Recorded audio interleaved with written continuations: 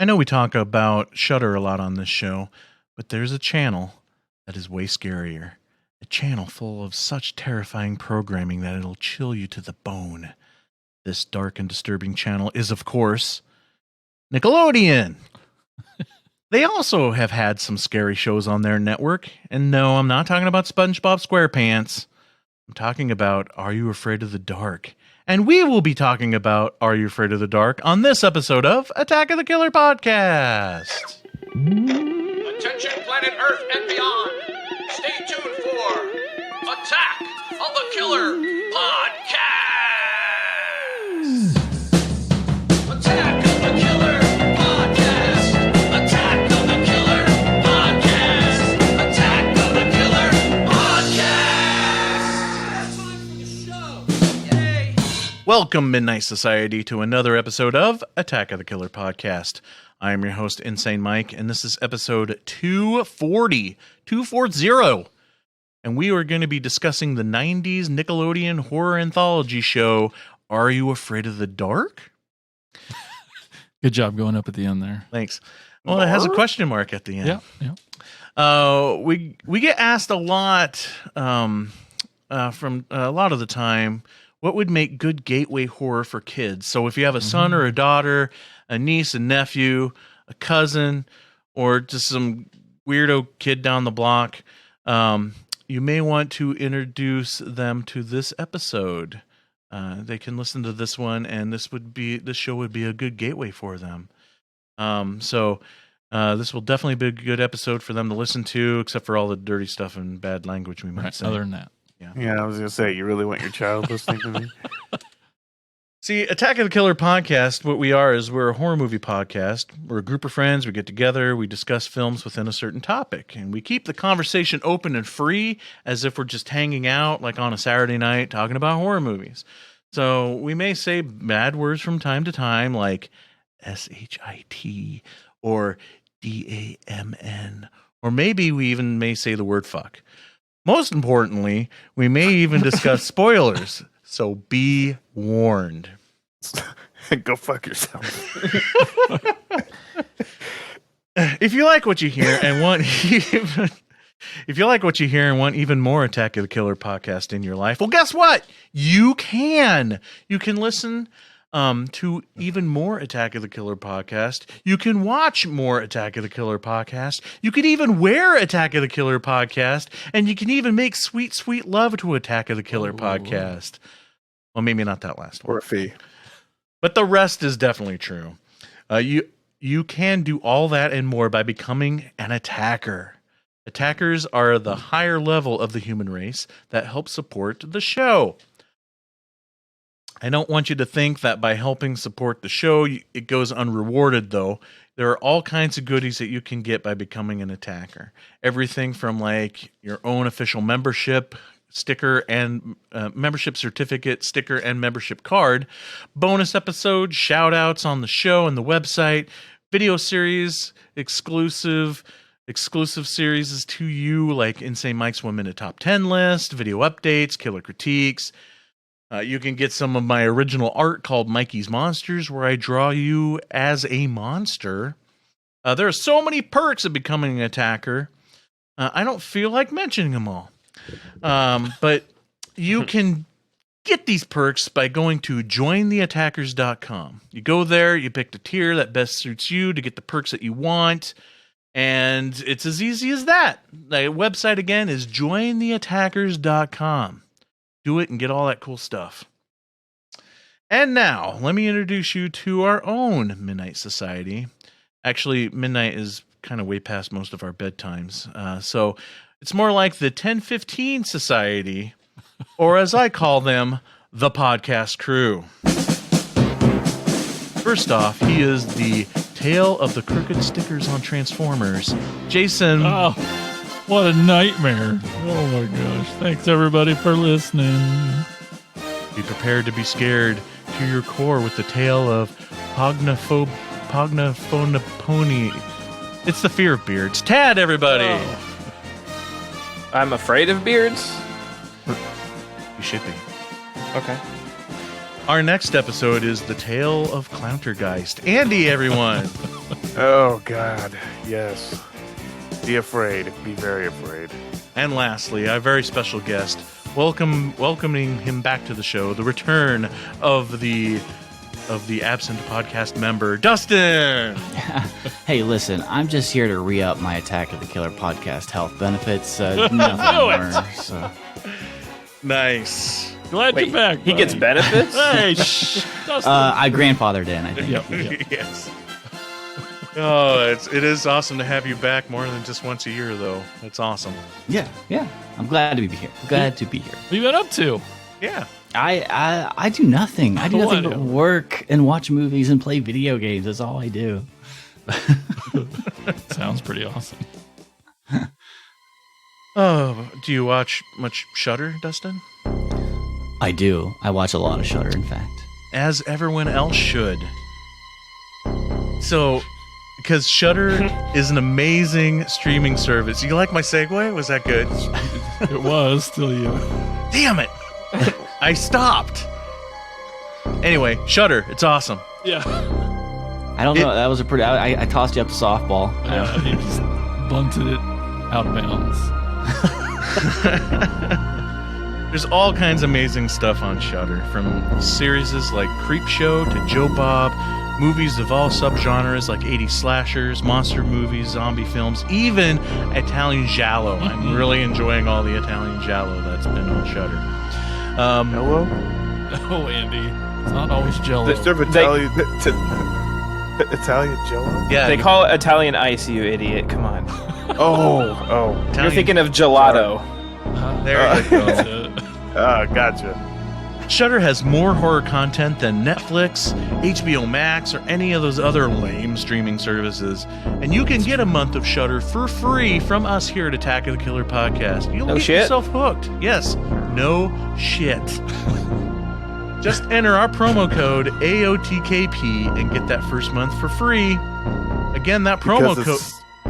What? it's gonna be like way too expensive to like send them like like frozen gelato anyway. So He's Like, still it'll be on the gelato, folks.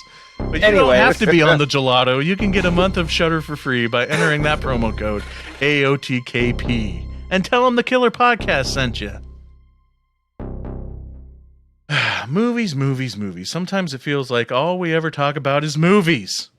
Well, now let's talk about even some more movies. Here's Tad with what we watched.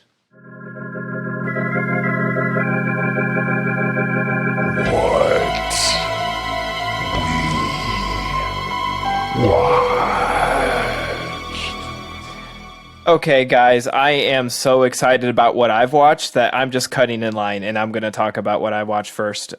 Such a I terrible know. move. So wait. Tad, what did you watch? I wasn't even gonna wait for anyone to ask me because I've been on a streak, you guys. I mentioned the first Fear Street movie on Netflix the last time we recorded on the last episode, and since we recorded, they've released the other two in the trilogy: Fear Street 1978 and Fear Street 1666. Loved both. Fear Street 78 was supposed to be more of a Friday the 13th vibe because it took place in a camp. 1666 was more of a vibe of The Witch, obviously taking place way back in the day, and they somehow melded them together.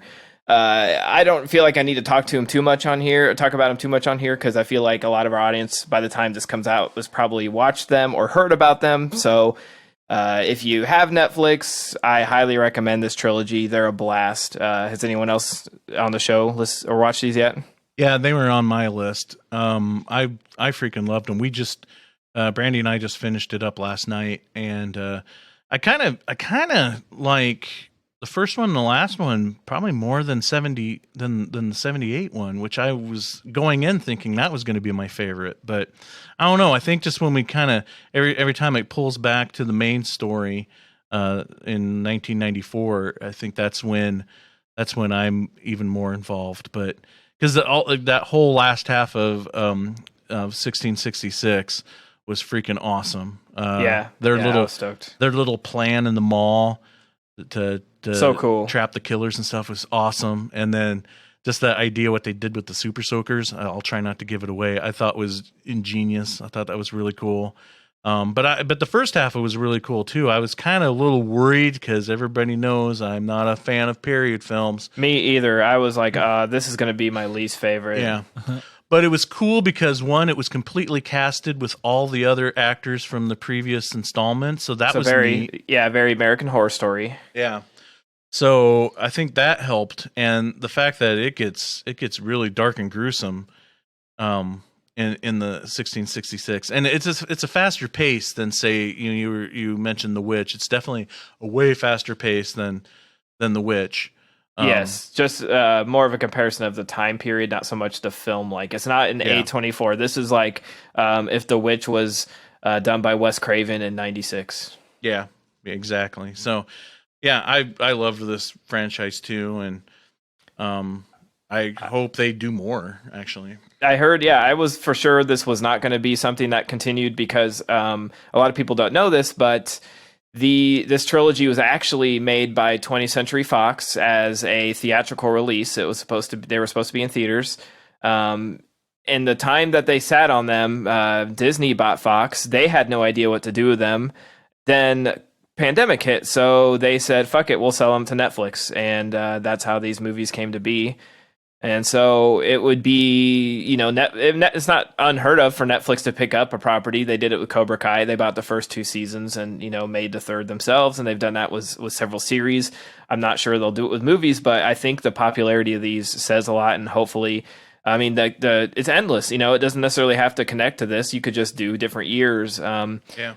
I will say, like, 78, I did like it, but it felt like they tried to do a Friday the 13th vibe, but it still felt like a Scream vibe to me. So it was like, not a bad thing. It just did not feel very authentic to 78 to me. It didn't really feel very authentic to like the early slashers to me either. The gore was cool and those kills were brutal. It was and I still love the movie. It just didn't, like, I don't feel like they nailed the 78 feeling, and maybe that was I don't know if that's on purpose or not, but it didn't stop me from loving the hell out of them.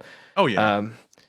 The other, I guess, one big thing I saw in theaters was Black Widow. It was fine. It was pretty much what I expected. I'm not going to cover that too much because this is a horror podcast. I watched a new horror comedy called Werewolves Within. It has a pretty good cast of comedians, and it has the I think it's the AT&T girl that's in all the commercials. Yep. She plays like a mail lady, and the new sheriff moves to town. It reminded me of, like, somebody watched The Wolf of Snow Hollow and was like, we could do this, but like make it straight comedy and not really any drama. Didn't love it. It was okay. It just felt like for the cast they had, it was cool. Don't like not watch it, but all I could do was in my head keep thinking like, The Wolf of Snow Hollow is so much better, and I probably shouldn't have just had that stuck in my head. Well, because it's towards the top of my want to watch list. Where'd you watch it at? It's available on demand. Okay. To rent, like, anywhere, Apple Store basically Amazon everywhere. Because I think it went on demand and limited theatrical maybe same weekend. Because it's done by the same guy who did Scare Me. So first of all, that was a hook for me, and then I thought the trailer looked hilarious. And now you say that, I'm like, oh well, no shit, this is exactly that type of humor. Definitely makes sense. It's almost like a spiritual sequel now that you say that. I'm like, okay, they could definitely be put together. Well, because when Brandy and I are watching the trailer, and she's like, is this taking place in the exact same cabin as Scare Me? Because it looks like it kind of looks like the same location. Yeah, I don't let my I didn't love it type thing. I think I just went into it with higher expectations because it looked really, really funny and it had a lot of people I really like in it. And then it was just a different tone than I expected, I guess. But definitely check it out. One other one I watched was Gunpowder Milkshake on Netflix. Did anybody watch that? No. Not yet. I've heard a lot about it, but not yet. It's like Karen Gillan with it's like her John Wick type thing. It's like a shoot 'em up. She plays basically a hired assassin. She gets to put on these jobs to go out and kill people, and by Paul Giamatti. And I hate how everything gets compared to John Wick these days. If it's a shoot 'em up, that's not fair. Because this stands on its own. It's really cool. I'd say it's like reminded me maybe more of the Kingsman, where like there's a society of these people that, and yeah, but I won't spoil anything. It's really fun. Shoot 'em up. Great way to turn your brain off for a couple hours. I really thought it was a blast. Never a dull moment. Fun shoot 'em up. Check that out. And then my final one is the new Nicolas Cage movie Pig. I watched this last night. Oh, I've heard good things. It's fantastic. I will, without spoiling anything, the basic premise is Nick Cage is a truffle hunter who has a truffle hunting pig. He's like a hermit who lives in the woods. He's a hermit, lives in the woods away from society, and has this pig as his only like friend and only thing he loves. And he deals truffles to high-end food dealers. So basically, like these super rich dudes come and pick up truffles from him, and one day someone breaks into his cabin and nearly kills him and steals his pig. So the rest of the movie is him trying to track this pig. And Oh, so it's like Mandy. well, that's the thing. Yeah. Okay. I've heard two comparisons. I've heard people say, it's like Mandy, where, he's on this revenge thing, or again, John Wick, where, they kill the dog and he's after them.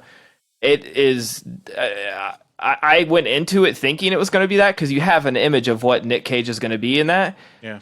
It is the polar opposite. This is the most subdued Nick Cage we've seen in years. I mean, he plays a very quiet, calm guy who's hell-bent on getting his pig back, but he's not a lunatic like you'd think. It's beautifully shot. This could be an A24 film. It's produced by Neon Pictures. Fantastic. I've heard some buzz, about Cage getting some awards, the award seasons. I don't think it will probably do that, just because of the weirdness of him playing having a truffle hunting pig. But it is really crazy. It's like, this hermit who's bleeding from 12 spots in his head, has a huge beard, long hair, is filthy, and he's slowly making his way through the very high-end restaurant business and food business, and it's a great contrast. It's just so good. There's a lot of twists in it. You learn a lot about the underground, the dirty underground food industry, while he's tracking down his pig. And there's a lot of life lessons. It's really deep. It might make you cry. But holy shit, it's a good movie. It's not what you think. Like when I read all the headlines and you read it on paper, the idea of him having a truffle hunting pig, you're like, of course Nick Cage would do this. This is like Oscar, like this is something like Joaquin Phoenix could do. Like this is really fucking good, guys. And it's in theaters right now, and you can rent at home. So check it out.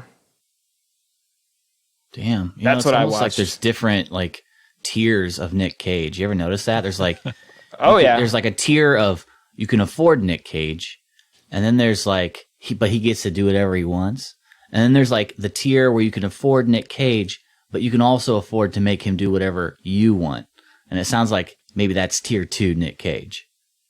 He's sort of openly talked about that and how he picks his roles, and people for the longest time he didn't really have much of a choice because he just needed the money. But he talks a little. He recently did some press for this movie and talked about how he's like leaving Hollywood behind because of the freedoms of these little indie movies and how he can make them his own. And I mean, like I said, just such a great performance in this. I just think people need to be reminded, every once in a while we get a Mandy, we get something like this. It's just a nice reminder that he is a great actor when he's given a great story, and you aren't just using his name on the poster. When you're trying to get a character, when you're trying to get him to play a role that you had in mind, yeah, he can nail it. It just depends on, like you said, what you want him to do. If you have this character in mind, like, I won't dig too deep into it, but Seth Rogen recently wrote a book, and he went on press doing like the press tour talking about it, and he mentioned how Nick Cage wanted to play the villain in Green Hornet. Yeah, I heard that story. He wanted to play it as like a Jamaican man with a bohemian accent, and he like showed up for dinner with them and was like in character, and they just like laughed at him, and he got up from the table and left. Yeah, he was dead serious. Yeah, he was not joking. That's what he wanted this character to be. And Seth Rogen, like he's at the dinner table speaking in this like Jamaican accent, and Seth Rogen's probably like, And he's like, so he just like got up and left, and he said it was like incredibly awkward. But yeah, this Pig, check it out. Jason, what did you watch? Well, I went the other way. I didn't get to watch very much at all. Last 2 weekends, we had a vendor show over the weekend, and then this last weekend was Crypticon for us, and so I barely watched anything. Just while we were at the hotel this weekend, the boy turned on Bohemian Rhapsody. We'd all three went, Tina and Brighton and I all went to the theater and saw it, but it was just nice to watch it again, and it's only the second time I've seen it, and it's awesome, and I love it.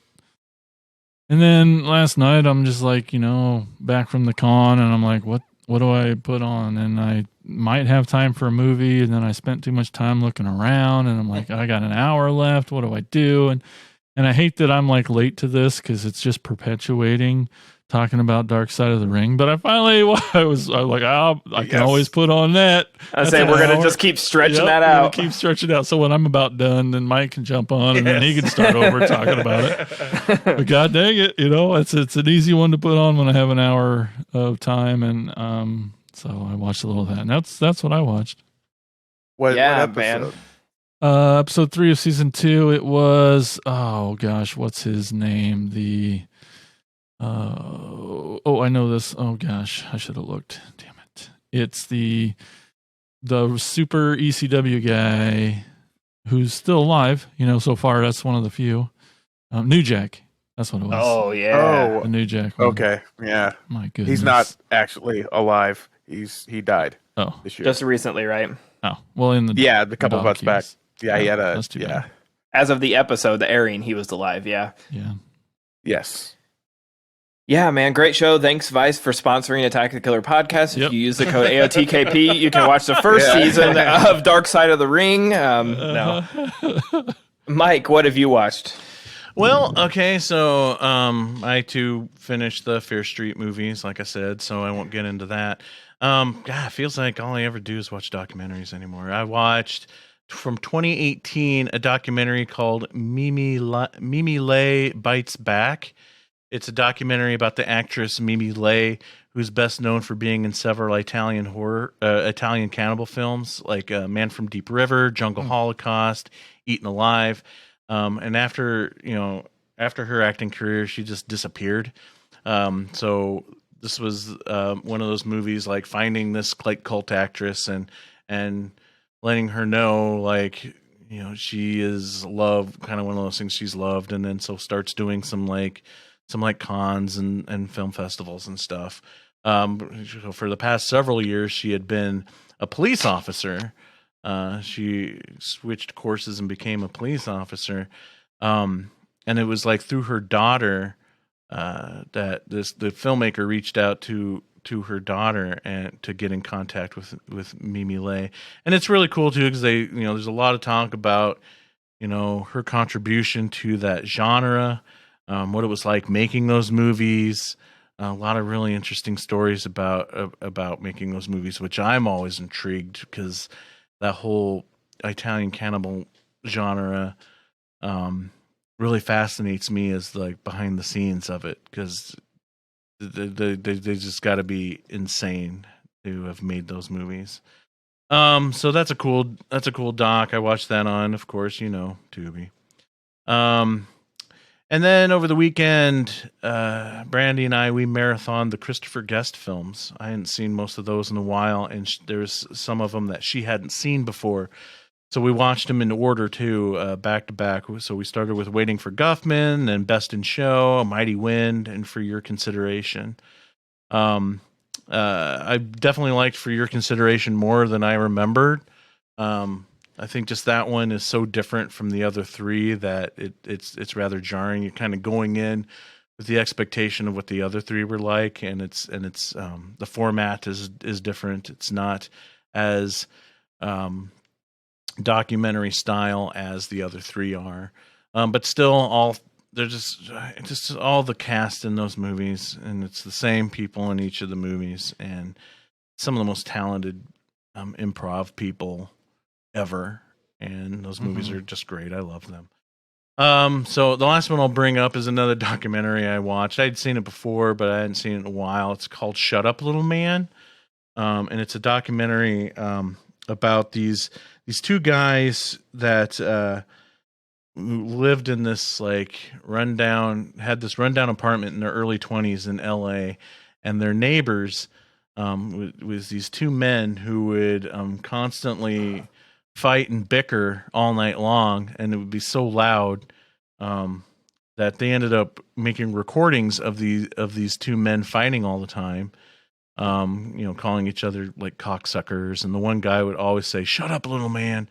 And these recordings got passed around. It was a big underground movement back in the day of things like the red tapes or kind of pre-Jerky Boys type stuff. I mean, these weren't prank calls. It was just these recordings of these guys arguing, and it was one of those like really like transcending underground art things where these tapes were like distributed all over the world and had such a huge underground fan base. There was like comic books made of this. There was a stage play made of it.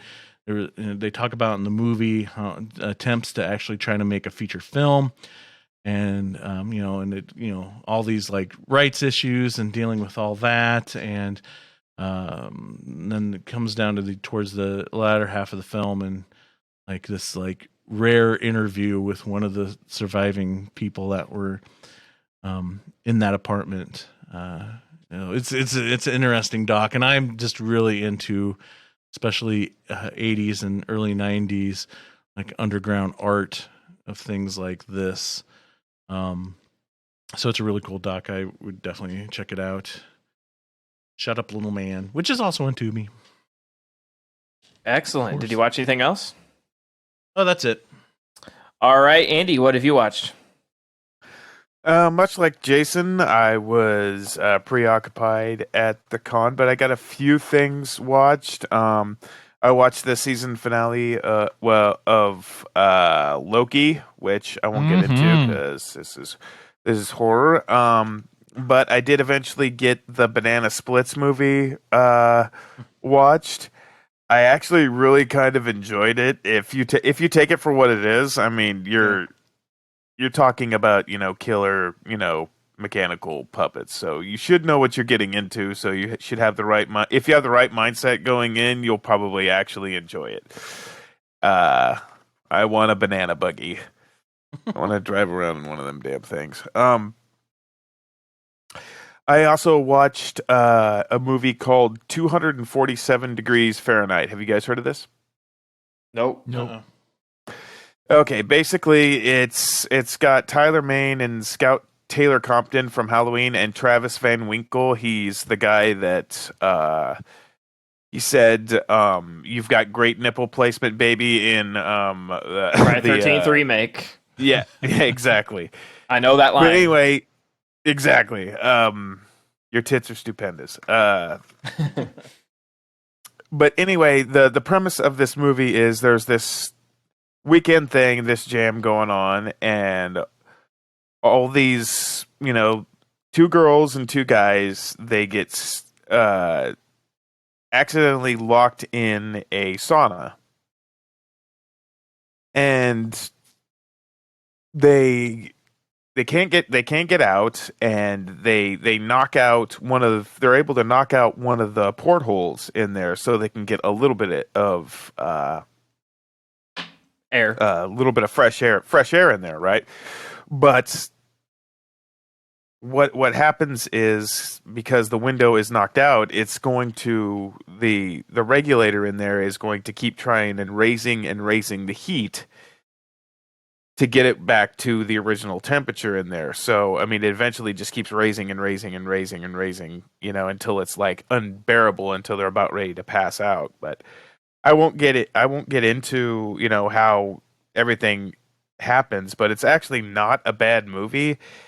I mentioned this at the panel that I went to with Tyler and Scout, and they said the production of this was a freaking nightmare because it was filmed in Georgia, Russia.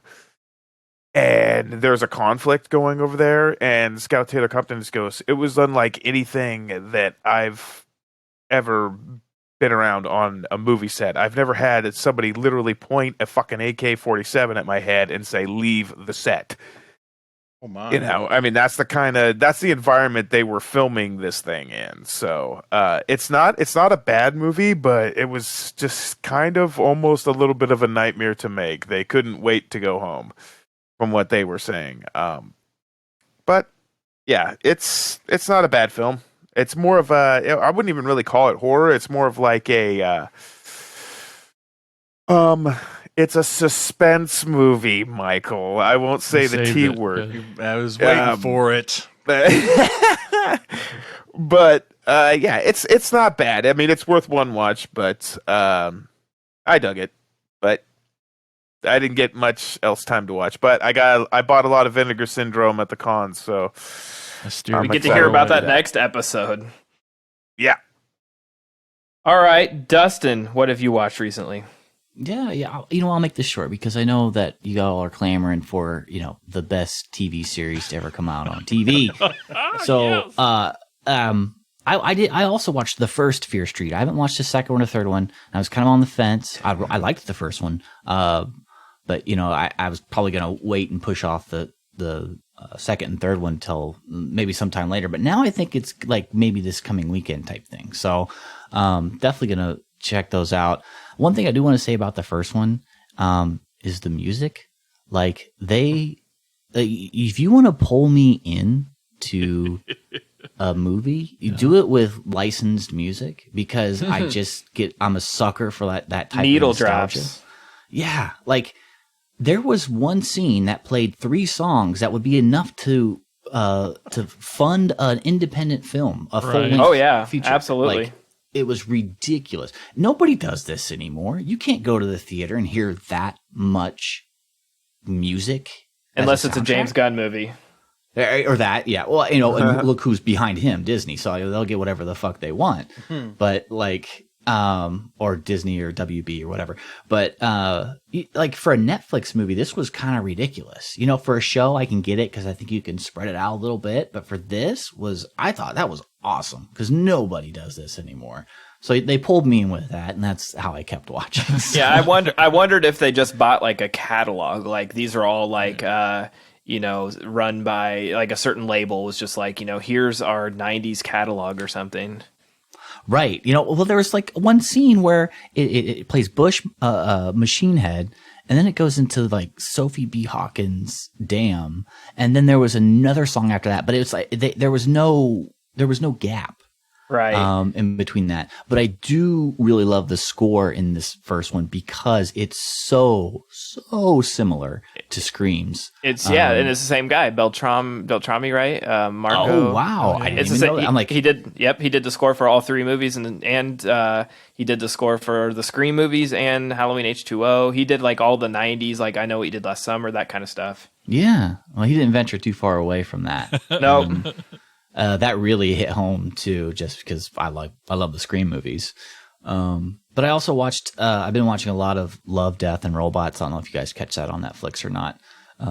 But if you haven't, you should because it's probably one of the most fucked up shows that I've ever seen. And every time I get done with an episode, I'm like, why isn't this a full length movie?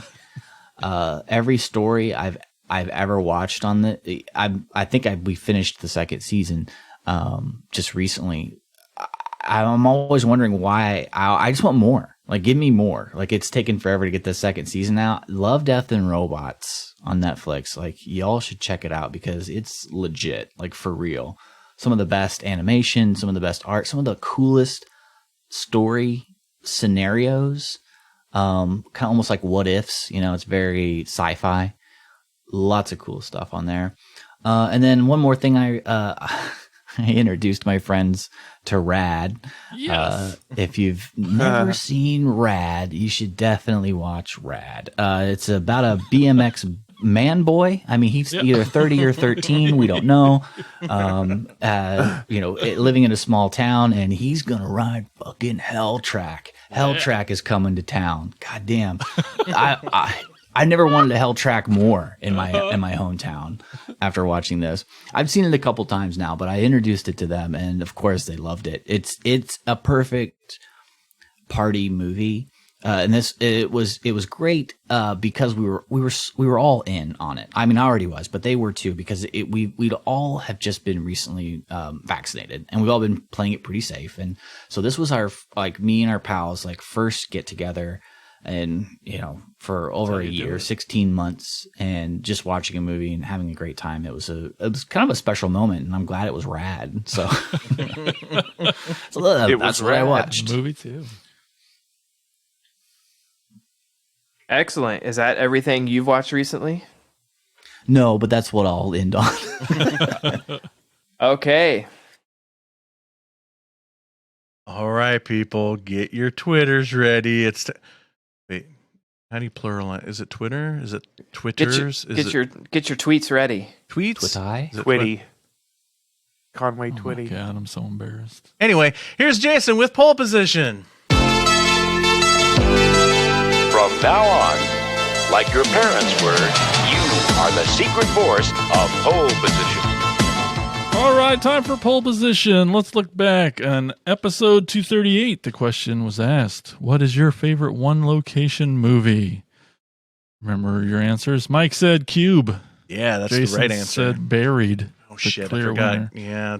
Yeah. Tad said The Shining. That's pretty good. And Andy said Ready or Not. Well, Andy's back to business with 0 votes. Oh, Andy. That movie Why? deserved better. It did. I know. My God, people. Oh, in third place, Jason with Buried. It's got to be because not enough people had seen it, right? I would... Honestly, It's gotta I would be have it. to say, normally I'd be like, oh, yeah, you did it. But I'm going to have to say, yeah, that's probably the case. Because I would have voted for Buried if I knew how to Twitter. Right. See, right, and it's not necessarily horror; it's horrific, but It's freaking right. fucking terrifies me. Yeah. Therefore, the winner with 38% of the vote is a tie with Ted and Insane Mike sharing the victory. I'll take a tie. I'll take it. I'm not sure Ted's Wow. happy about that. Hey, Win's a whatever. win. Yeah. All right, time for this pole position. On this episode, the question is, what is your favorite TV anthology? Right? Did I say it right? Yep. All right, Insane Mike, what was your answer? Well, Because I knew my real answer would get taken Oh, 'Cause so why it's- didn't you take it? because I was lazy Oh, and yep. didn't get Not to too and fast didn't enough. answer fast enough. Yep. But you're the one that came up with the question. You could have just answered it when you posed the would've question. thought. I know, right? So I kind of went back and forth. I'm going to go with my personal answer, and that's the Creep Show TV series on Shudder. Creep Show. That's pretty How much good. did Shudder pay you for that one? Right? I know, right? Right. I had another answer in people- mind that I think would have gotten me some votes, but I'm just going to go with, and I'll tell you what that is after the fact. But I went with Creep Show just because that's my personal favorite as of now. Because that show, not a single episode has disappointed me yet. Awesome. I'll go next. I looked through a lot of them, and I'm like, I can't. Honestly, I hadn't seen like all of them or anything. I wasn't necessarily a super fan of all, but the one that I picked is the one that I probably watched the most growing up, and that's Tales from the Crypt. Yeah, that's a great one. Crypt Keeper, man. It's just such a Absolutely. classic. Yep. One of the best intros to any TV show. Oh man. I remember, like, as a kid, I would sit in front of the TV and I would, like, wave my hands and the gate would open. And then we get to the door and I'd, like, punch my fist and be like, Yes. the door opens. Yeah, I thought I was cool. I was, like, trying to trick my friends and they're thinking I was powering this. Yes. Oh, that's a great image. You were to have. playing Doom before Doom, right? Yeah. That's awesome. All right, Ted, what was yours? Well, truth be told, there's two answers on this that I probably would have picked before mine, but this is right up there with them, so I feel confident in my answer in saying Masters of Horror. Oh, it's on the list. It's a yeah. great one. When this aired on Showtime, I was still living at home. It was when I was in high school, and I paid like my mom the extra $12 for Showtime so I could watch them. And I watched every episode when it aired, like on TV. I could not have been more excited to have I had them all on DVD. I still have them on DVD, Blu-ray. I had a Masters of Horror T-shirt that listed all the directors on the back. I was obsessed with the show. And I still love it. Rightfully so. Yeah. It was a great show. And That Takashi Makai episode, Jesus. yeah, which never actually aired. Correct. Yeah. I remember it was a big deal when it finally came on DVD. Yep. Had to get it from Best Buy. Yep, same here. Yeah, and still mad to this day that it only made it through 2 seasons. And then they tried to do that watered down NBC one, that Fear Itself one. Oh, I've tried watching a few of those, man. What a drag. Yep. I just remember back then it was like a big deal where it was like, there's rumors like, oh, is Rob Zombie going to get an episode? Is this, that? And it's like people misunderstood, like, to be most of the directors doing these were the older guys who were looking for work, to be honest. But it still was awesome. Like, we finally saw like a return that John Carpenter could still make a goddamn good horror story. Cigarette Burns is one of the best. Is my favorite. Yeah, it's so fucking good, and it's just a reminder. Like when Carpenter has a good story, he can still like knock him out, man. All right, and Andy, what would your vote be?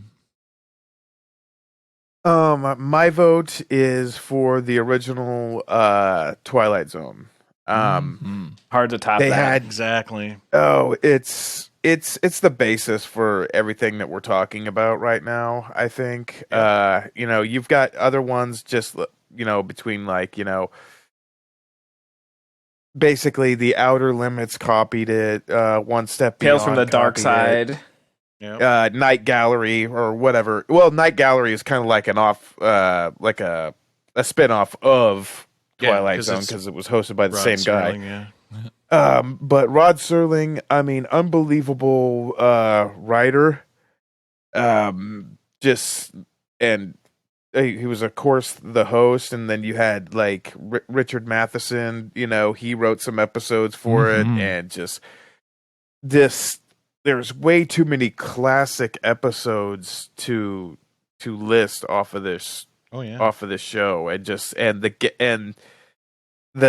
guest list that they have is like who's who of who went on to do just so many great things, and these episodes are just. I mean, I think they should just be required viewing. Certain ones at least should be required viewing for any horror fans. Is it true that you're debuting your Rod Serling impression today? Is that what's like right now? What you're about to see is a nightmare. I tried. Yeah.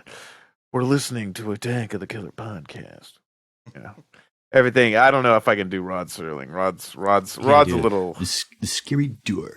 There it is. There you go. There it is. Yeah, he's better at it than I am. I was gonna say you'd have to smoke like 1,000 cigarettes to probably get the. Yeah, exactly. I have to take up smoking. I stopped at a bookstore yesterday, and they had it on a TV, and I almost wanted to stop and watch. It was the Shatner terror, with the creature on the Nightmare wing, 20,000 feet. Yeah. And I went for my birthday 2 years ago. They had like a Twilight Zone Fathom Events did a thing in the theaters where they played like the top like 7 episodes, something that people voted on with a documentary about Rod Serling. And oh man, I drove to Iowa City to see on my birthday. It was just the coolest night. Yeah. Very cool. That's awesome. Yeah. It's, one of my favorites is 5 Strangers in Search of an Exit. You guys ever heard of that one? Yeah, that's a good one. Yeah. Probably one of my favorites. I don't remember the name of it, but it's the one with Burgess Meredith and like it's Time Enough to Read. Yeah. It's because that's just such a cool little gotcha at the end of that one. It's not. I don't think it's near as popular, but it's called Steel with Lee Marvin. And it's set in the future, which the future to them was like 1973. and they had like these robotic boxers because boxing was outlawed, so they had to use robots that look like humanoids, right? And Lee Marvin is this promoter, and his boxer breaks down because it's an older model and it's kind of a piece of shit, and they don't even make parts for it anymore. So he has to go in and substitute, and he has to fight this robot. And he gets the fucking piss beat out of him. But yeah, it's a neat little episode, and Richard Matheson actually wrote that one. Oh, cool. Well, there's some great picks. Unfortunately, Twitter only lets us put up 4 answers in a poll, or choices in a poll. But Dustin, if you could pick one, what would your favorite TV anthology be? Well, you know what? Because I'm not going to be on the poll, I'm going to go ahead and just pick 2 because, I usually get them mashed together anyway because I forget which one is which, and I forget which episodes go to what show. But I will pull up The Hitchhiker. That show used to be on USA.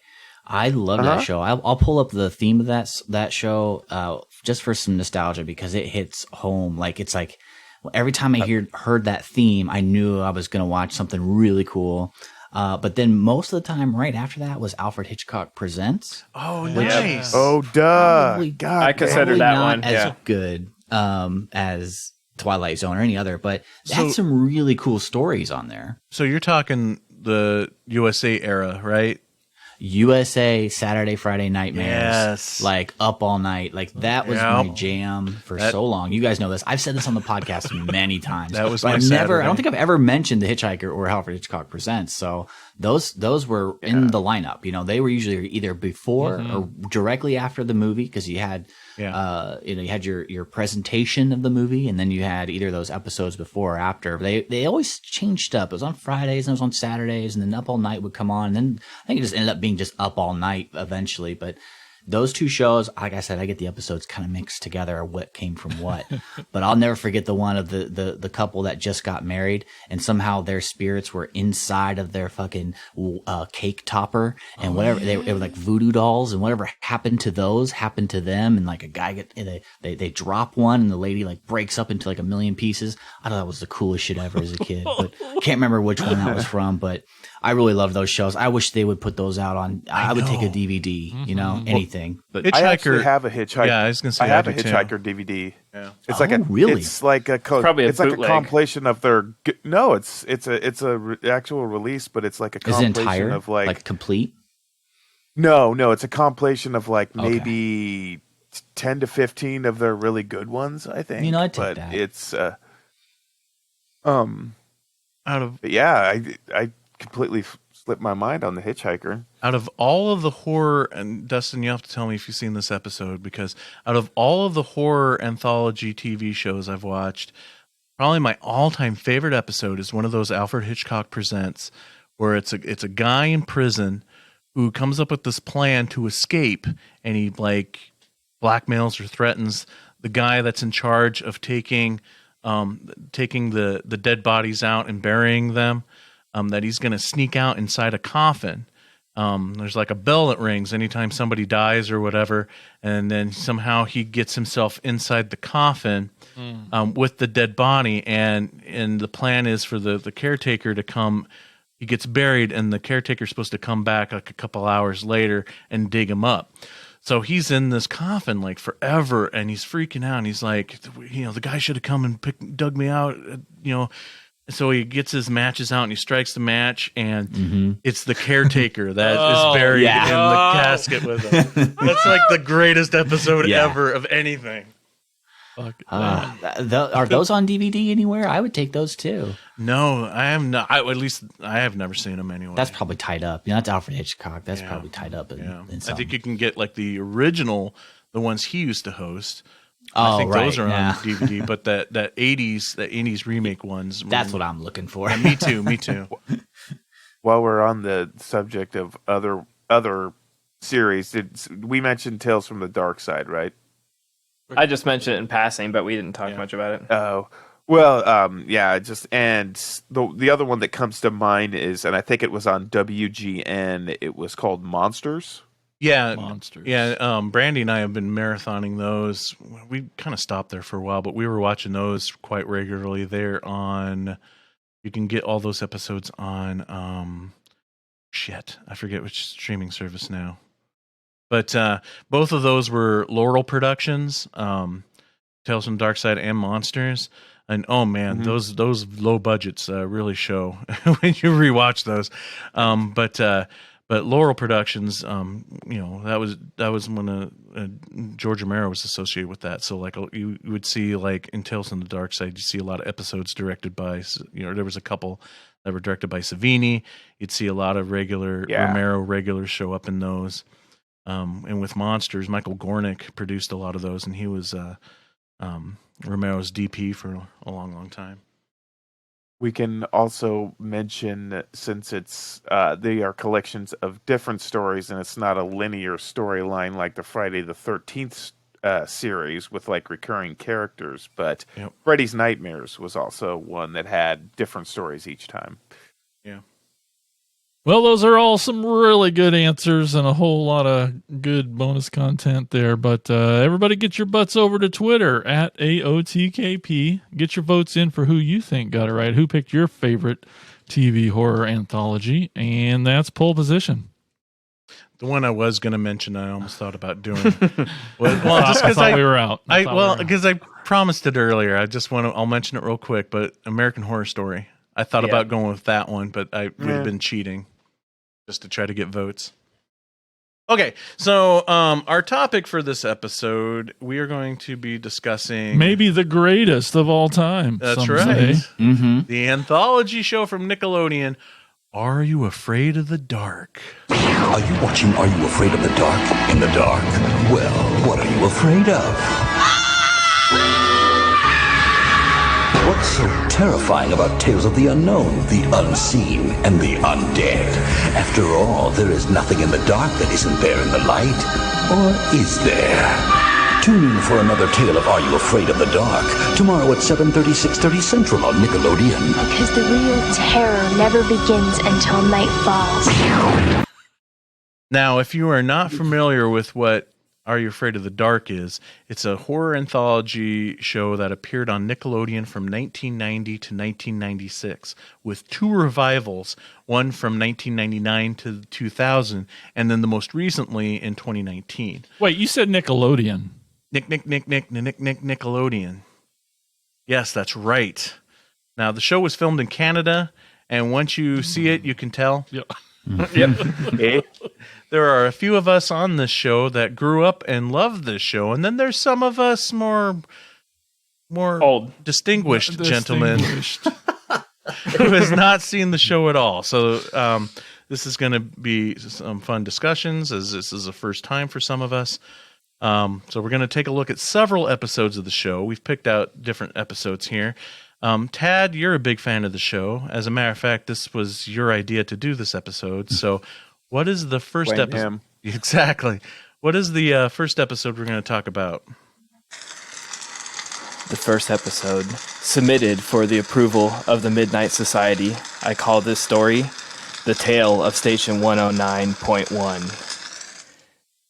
Okay, this story is about a kid obsessed with death who discovers a radio station which takes its listeners to the afterlife. This one has a young Ryan Gosling in it, which it's notorious for. Not one of my favorites growing up, but just popular because of his inclusion and the one Gilbert Godfrey. This one carries a punch for a kid show, which a lot of these do. I watched every one of these episodes as it aired as a child. This actually aired 3 days before my 10th birthday. I remember that. I had all my friends would ride their BMX bikes over, throw them in the front yard. We'd come in the house, gather around the, whatever 20-inch TV that we had in the living room, eating beef jerky and popcorn and drinking Kool-Aid probably. And we'd turn off all the lights and watch them. And then my parents would have to take the kids home, even if they lived across the street, because they were all terrified. But this one, I just looking at these now as an adult, revisiting them is just like, man, this is some heavy stuff. Like, this is about the afterlife. This kid, it's sort of weird because it's Canadian. So this kid, he would normally be like a goth, but he's not. He's just a normal kid who's obsessed with death. I think it's Ryan Gosling's character's brother. Or friend. I don't remember if they're brothers or friends, but he's obsessed with death, and to play a prank and sort of try to get it out of him, Gosling tricks him into going into a hearse and locks the door on him. But he discovers a radio station, and he follows the signal and finds out where the station was located in the Yellow Pages. He gets there and realizes, that this is there's something more to this, and Gilbert Gottfried pretty much runs the gates of hell. And we realize that he was mistaken for someone who died. So he almost gets sent into the afterlife before being rescued. But like I said, pretty heavy for a kid's show. I'm very curious to hear what those who did not grow up watching this. Because this was like, I would say Goosebumps was the first sort of foray into horror for me, where I could read it. And then right around the same time, actually, I would say this was like my first foray into like my own. It felt like it was mine. You know what I mean? Like I didn't have to peek in on my mom watching a horror movie or my brother watching a horror movie. Like this was made for me. I could sit around. My parents let me. And it was like, I'm not scared of this, but it totally freaked me out. So I'm curious to hear what you guys in general just think of this show. Well, in general, it's definitely dated, and it's definitely obviously something that's watered down for a younger audience. But I am actually disappointed in myself that I did not watch this when it aired, because this show came out at a time where I feel like for my age, it was probably a bit more I'm snobbery, I'm too old for this kiddie shit type of stuff. But it's a bummer because I feel like I missed out on a lot. It was because it was a golden age of horror directed at children. And then that's amazing. That's amazing. Now I can't think of another era that had Goosebumps, Are You Afraid of the Dark? There was even a Tales from the Crypt cartoon, Saturday morning cartoon around this time, for crying out loud. So much great content to suck you into being a horror fan that I just ignored, and I'm bummed. I'll tell you what, I watched more than what was required for this episode. Me too. So I did have fun with this show. I mean, some of it is a little cringeworthy, especially in performances and stuff. But for a low budget Nickelodeon show shot in Canada, it a lot of times delivered some great stuff. So overall, I enjoyed it. That's good, Mike. I'm glad you enjoyed it. I think you kind of call that secondhand nostalgia, in a way, to the point where somebody else loves something so much, and even though it's old and it is dated, someone else who didn't grow up in that time or watched it when it came out can appreciate it. Because I was thinking about that. If I had watched Neon Maniacs by myself at home, I probably wouldn't have enjoyed it as much. Sure. But since I got to watch it with you and experience it with you guys one movie night, like now I really like that movie. I mean, I think if I had watched it by myself, I probably wouldn't have liked it as much. But I think you can kind of see like that appreciation that somebody else has for something, and you can acknowledge that even if it's not perfect. And we know that Neon Maniacs is perfect by any means, but he'll disagree with you there, but it's a perfect movie. But it's fun to watch. It's fun to watch. So that's what I'm getting at. Oh yeah. Yeah, I'm with Mike. I've never seen one Goosebumps episode. I've never seen one episode of this before. I completely missed all of this. My littlest brother Spoody might have watched it, but I was definitely too old for any of it. I agree with all the things you said. I guess for me, my biggest takeaway, I mean, yes, it was the thing I loved the most was just imagining little Tad on the couch being scared to death, and that was awesome for me. And I think if I hadn't watched that, what was the name of that Nick documentary, The Orange? Yep. What, Orange Years? The Orange Years, yeah. If I hadn't watched that, I might not have liked it as much, because in the Orange Years doc, which was freaking great, I guess they really explained how this show and a lot of Nickelodeon's early shows were just like, we have this idea, the boss is cool and said, go make it. And oh, now we got to go make it. And like the thing that screams out to me the most about watching all of these was like, holy shit, it was the lowest budget shit I've ever seen in my life. Oh yeah, maybe. yeah, for sure, yeah. I got one other thing to say about that when you're done. Yeah. And like, maybe to its detriment, but I'm sure, it helped a lot for creative reasons too. I mean, it made a lot of things better. But I think it was easier to watch it with a grain of salt, having seen that documentary, understanding where the show came from, out of nothing, out of nowhere, with no money. It made it easier to watch. Besides all the things you said about, it is cool that something horror was directed towards kids when it never was for us. It seems like we were stuck staying up too late and watching Friday 13th and shitting our pants. Well, here's what I'm going to add to that. We mentioned the show Monsters a little bit ago, which was which was definitely a horror anthology show that I was more in tune to watch back then because I felt that it was definitely for an older audience. But rewatching Monsters here now versus watching this, they made so much better use of their lack of time, their lack of budget, their lack of resources with Are You Afraid of the Dark than they did Monsters. Some of those Monsters episodes are freaking cringeworthy. There's some fun, still good stuff in there, but not nearly as wincing with Are You Afraid of the Dark as it is Monsters. So that's interesting in the fact that I feel like Are You Afraid of the Dark took that no budget, made for television, very little resources, probably not a lot of time to shoot the episodes, and did it better than the one that was made for adults. And I really had fun. Like, we watched like a sample from almost all the seasons, really, and it was fun to just see their acting get better each season, and all the running jokes. That was really cool. And that's something I appreciate as well with the whole series of the episodes I've watched. Running gags, reoccurring characters. Yep. Like, how many episodes is that? Sourdough. Yeah. Accent on the dough. Like, I don't know if you picked up on it when you watched it as a kid, Tad or Dustin, like, because you were watching it weekly, but when you're sitting down watching it back to back and as an adult, you're like, this guy shows up in almost every single episode, it seems like. Oh, yeah, absolutely. He's in the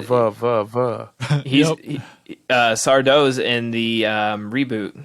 Oh, that's cool. Awesome. See, that's cool. I like that. Yeah, they've continued that. And the new seasons, the 2 seasons that came out last year and this year, or 2019 and early 2021, are not anthologies. Oh, okay.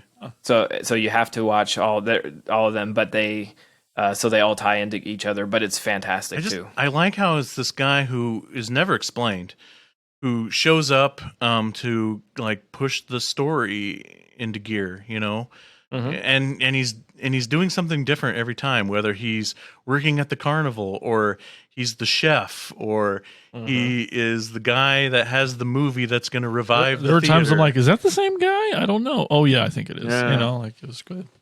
I also think it's really cool. Like, what I think as a kid, the Midnight Society, like, I felt like me and my friends were an extension of the Midnight Society. Watching it around the TV, was similar to them. The campfire, It was relatable.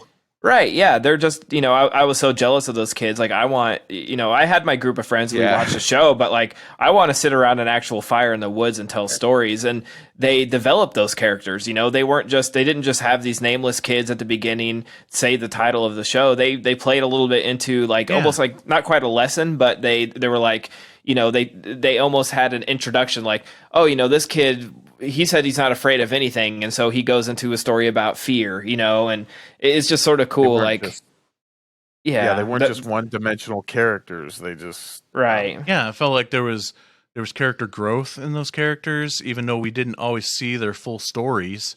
We only get them for maybe like 5 minutes an episode, at the beginning and the end of the episode. But they go through arcs and whatnot, and there's continuity with those characters too. That definitely feels like an 80s, 90s Nickelodeon thing. Mm-hmm. Yeah, maybe my favorite. Oh, go ahead. I was just going to say, I almost wish, my perception of this show is this came out like when I was probably going into 7th grade. So I mean, it was just a little late. I mean, I watched it a little bit, and I kind of liked it. But it's just once you go into the seventh grade, you think you're so mature, so you just like I was just starting to get into like more hardcore stuff than this, so it was just at that certain point for me. I watched like a few episodes, like maybe of like the first season, and that's those are the episodes that I really remember. But past that, I just kind of, I'm this big tough guy. I'm going into junior high. I mean, I can handle much tougher stuff than this. But Oh yeah. I almost wished it would have came out like a year or two earlier.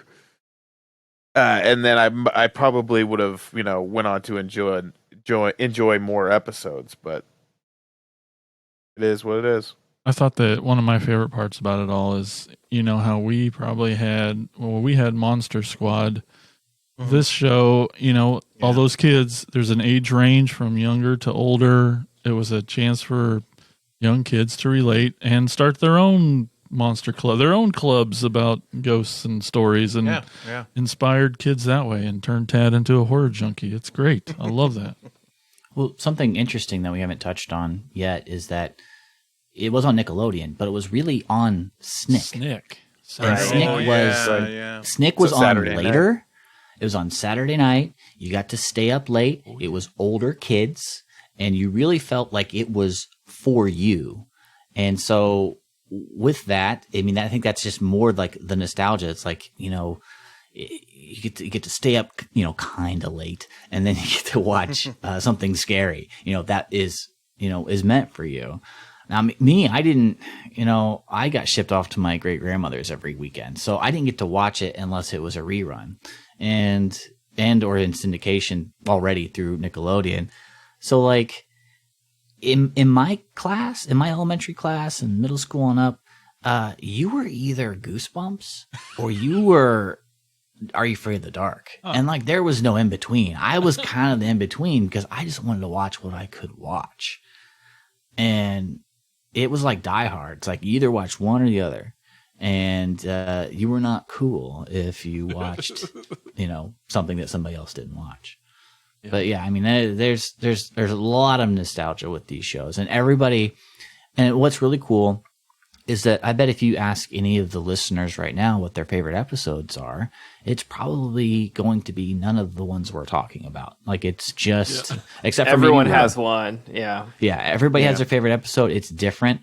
I've asked a couple of my friends and they named completely. It's like, I remember this one about, this and this and that. I'm like, I don't, but that's crazy. It's not my favorite. It's it was just a very interesting show to have on that, everybody watched and everybody grabbed on to their episode. There was maybe around 100 episodes. Is that what I saw? Total? Out of the 7 seasons? First outing? Yeah. There's quite a few, and most of them are not on, a good portion of them are not on Paramount Plus for some reason. I really subscribed to it because I wanted to sort of dig into them, and they have sporadic episodes. Like my favorite episode isn't even on there. Some of them that we talk about, or one of them we talk about tonight's on there, and it's like you can find them online, but if I'm paying for a streaming service, how about you put all the episodes on, guys? Come on. Yeah, exactly. Hashtag not a sponsor. Yeah. If this was on Shudder, they'd have everything. You know they would. That's right. Paramount Minus. So should we actually talk about the episodes? Yeah, it might be a good idea. The station 109.1. We had to get the nostalgia out of that. Well, we got to discuss the complete overview. Oh yeah, and by the way, if you were an adult or a child in the 90s, guess what? You got Gilbert Godfrey pushed down your fucking throat, no matter where you watch. He was in your TV, he was in your movies, he was fucking everywhere. Can you believe it? And some people loved that. Glorious times. Anybody remember Friday Night Videos? Oh yeah. Yeah, there was times where he would host that even. I've had the pleasure of meeting him. Lucky son of a bitch. And that I gotta say, he's probably one of my favorite parts of this particular Sure. episode because he to- knows what he's in, Yeah. right? He knows the level of show that he's on, but he still gives it 110%. And you know, you could say what you want about the man, but like whether he's doing USA Up All Night or an episode of Are You Afraid of the Dark, or if he is doing a character in a Disney movie, he is giving it 110%. Doesn't matter at what level it's at. And he's giving it his all here. And I'm going to say it. I think he's one of the best actors out of all the episodes that I've watched anyway. Well, yeah, hard to top. Yeah, I mean, this Academy good Award casting. winning Ryan Gosling in this episode. Same with that episode. 90s hockey hair. Yep. Right? Yeah. But I thought this was a pretty good episode. Sure. It wasn't bad. I mean, the kid was a little strange, but Well, yeah, he was like we're super watching a obsessed with strange show. death. Like that was Yeah. pretty dark with his obsession with death. Like he was. Yeah. Yeah, he was like you know, He's a he Canadian didn't goth. dress as dark. Yeah, he wasn't. He wasn't dressing as dark as Lydia from Beetlejuice, but yeah, he was pretty obsessed with death. would you think You know. that maybe this is their attempt, the closest their attempt that they could get with dealing with a character who wanted to die? Because that seemed like where his character was going for me. It was like, are we trying to talk around a suicidal character at all? I didn't catch on that myself. I just thought, when it made me think of when I was a kid. I wore like all black shirts. I thought death was cool, heavy metal was cool, horror was cool. So to me, I was like, I sort of got it, but I thought, like a kid who's obsessed with death isn't wearing like a flannel or button up shirt and jeans. Like you got to dress the part too, Yeah. man. Agreed, but I feel like I mean, like any anthology show, there's morality tales, or like the main character who survives the story learns something, and I feel like he learns a better appreciation for life instead of just being obsessed with death. So I just kind of felt like maybe they were trying to tiptoe around. It's like we're Nickelodeon, we can't do a story about a kid who wants to commit suicide, so we're just going to have this kid obsessed with death. I have a question. Who the fuck serves mashed potatoes with cocktail shrimp? I never could understand why those That's two what bothered things him. do not go together. Canada, And man. he's burying that fucking shrimp with mashed potatoes. I'm just like, I don't think I've ever had those two things together, or anyone on the planet has. Well, they may have, but it just seemed like an odd combo. I think they just needed something that could bury the shrimp or something. I don't know. It's a Canadian delicacy. It's a seafood poutine. Did anybody else get big like Beetlejuice vibes from this, and just the Little whole bit. waiting room? Mhm. Oh, yeah. Getting the Oh, slap yeah. bracelet. I mean, it just felt like it was screaming right in the face. Like, man, this is very Beetlejuice at that Yeah. point. And then the really cool '90s slap bracelet, which that's bam, that product of its time right there, just perfect. I chuckled when the slap bracelet went on. I'm like, oh, that's very 90s right there. Yeah, I recently rewatched this one actually before we even talked about doing this episode, because it was like right when Paramount Plus debuted.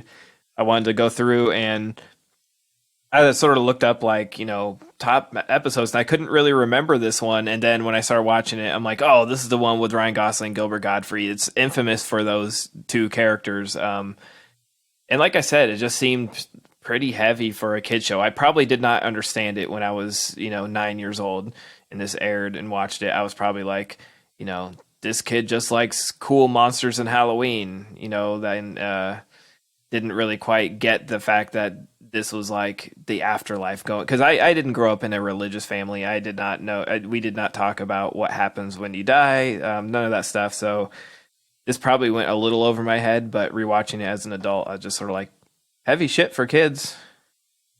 Mm-hmm. Sure. Definitely.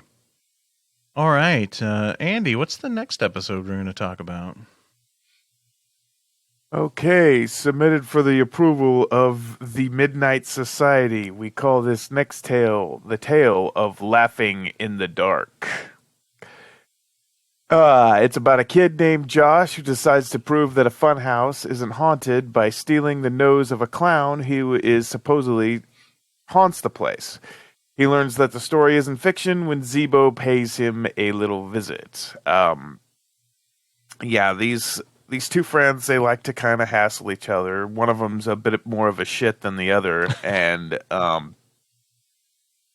they keep pestering each other about, going into this fun house, and eventually they do a little bit of research on it, and because they keep hearing about this clown named Zebo, and eventually what they find out is that this clown named Zebo eventually tried to rob the carnival, and eventually he went into, I believe, the fun house, as the legend goes, and it burned to the ground, and then supposedly he died in the fire, and now this clown Zebo, haunts this fun house after they, reopened it. So eventually they keep pestering each other and, say, oh, you don't believe he haunts it and blah, blah, blah. And this one kid, I think his name is Josh, okay? They dare him to go and get Zebo's nose. And if he can fetch the nose, the other friend has to wear it to school for like a week and be embarrassed and all this and that. Eventually, Josh does go get the nose, and weird stuff starts happening. He starts to smell the cigar smoke that because supposedly this clown Zebo smokes cigars. And weird stuff starts happening. He starts getting prank calls. Me wants it back. He's kind of sounds like Golem. He wants his fucking nose back. And just a lot of weird things that I noticed in this episode, because when he goes through the fun house to get the nose, you see the Frankensteins and the big things jumping out, and then they have this flame throwing dragon, which is a fucking lawsuit waiting to happen. Because it actually shoots flames out of its mouth, and once this kid gets the nose, it looks very killer. It looks like very Killer Clowns once he gets to the last part of this fun house with the odd shaped doors and the big colors and whatnot. And anyway, he gets the nose. Blah blah blah. Later on, the night after, he's getting pudding and he never even cleans it up because he wants to get spaghetti later, which I thought was hilarious. He's just like, It's okay, big ass bowl of pudding. Yeah, I mean, it's spaghetti in the freezer. Pudding. Yeah, and eventually, a lot of this spooky stuff keeps happening. There's Zebo footprints in the pudding that was left there, obviously, and cigars in the spaghetti, and eventually the kid freaks out and he takes the nose back to Zebo with a box full of cigars because apparently he found a guy that's going to sell cigars to a miner in the middle of the night, so he could go give the cigars to Zebo. This was the first episode that I watched when I was a kid, and it looks like it says here it aired in August 22nd of 1992. And it was the one that really stuck with me. And according to the IMDb rating, it has a 9.0 out of 10 out of 1.1 thousand votes. So apparently, this is actually a very popular one. Yeah, yeah, it's the episode, that people know it for. Yeah, and this is the one that really stuck with me, and it actually has Aaron Tager, who they believe is the ghost of Zebo, who is the carnival barker in here, telling the kids, go inside, take a look, all that kind of shit. Which is I believe is the only episode you don't see him with the big Dr. Vink beard. Yeah. Am I right? Okay, I think so.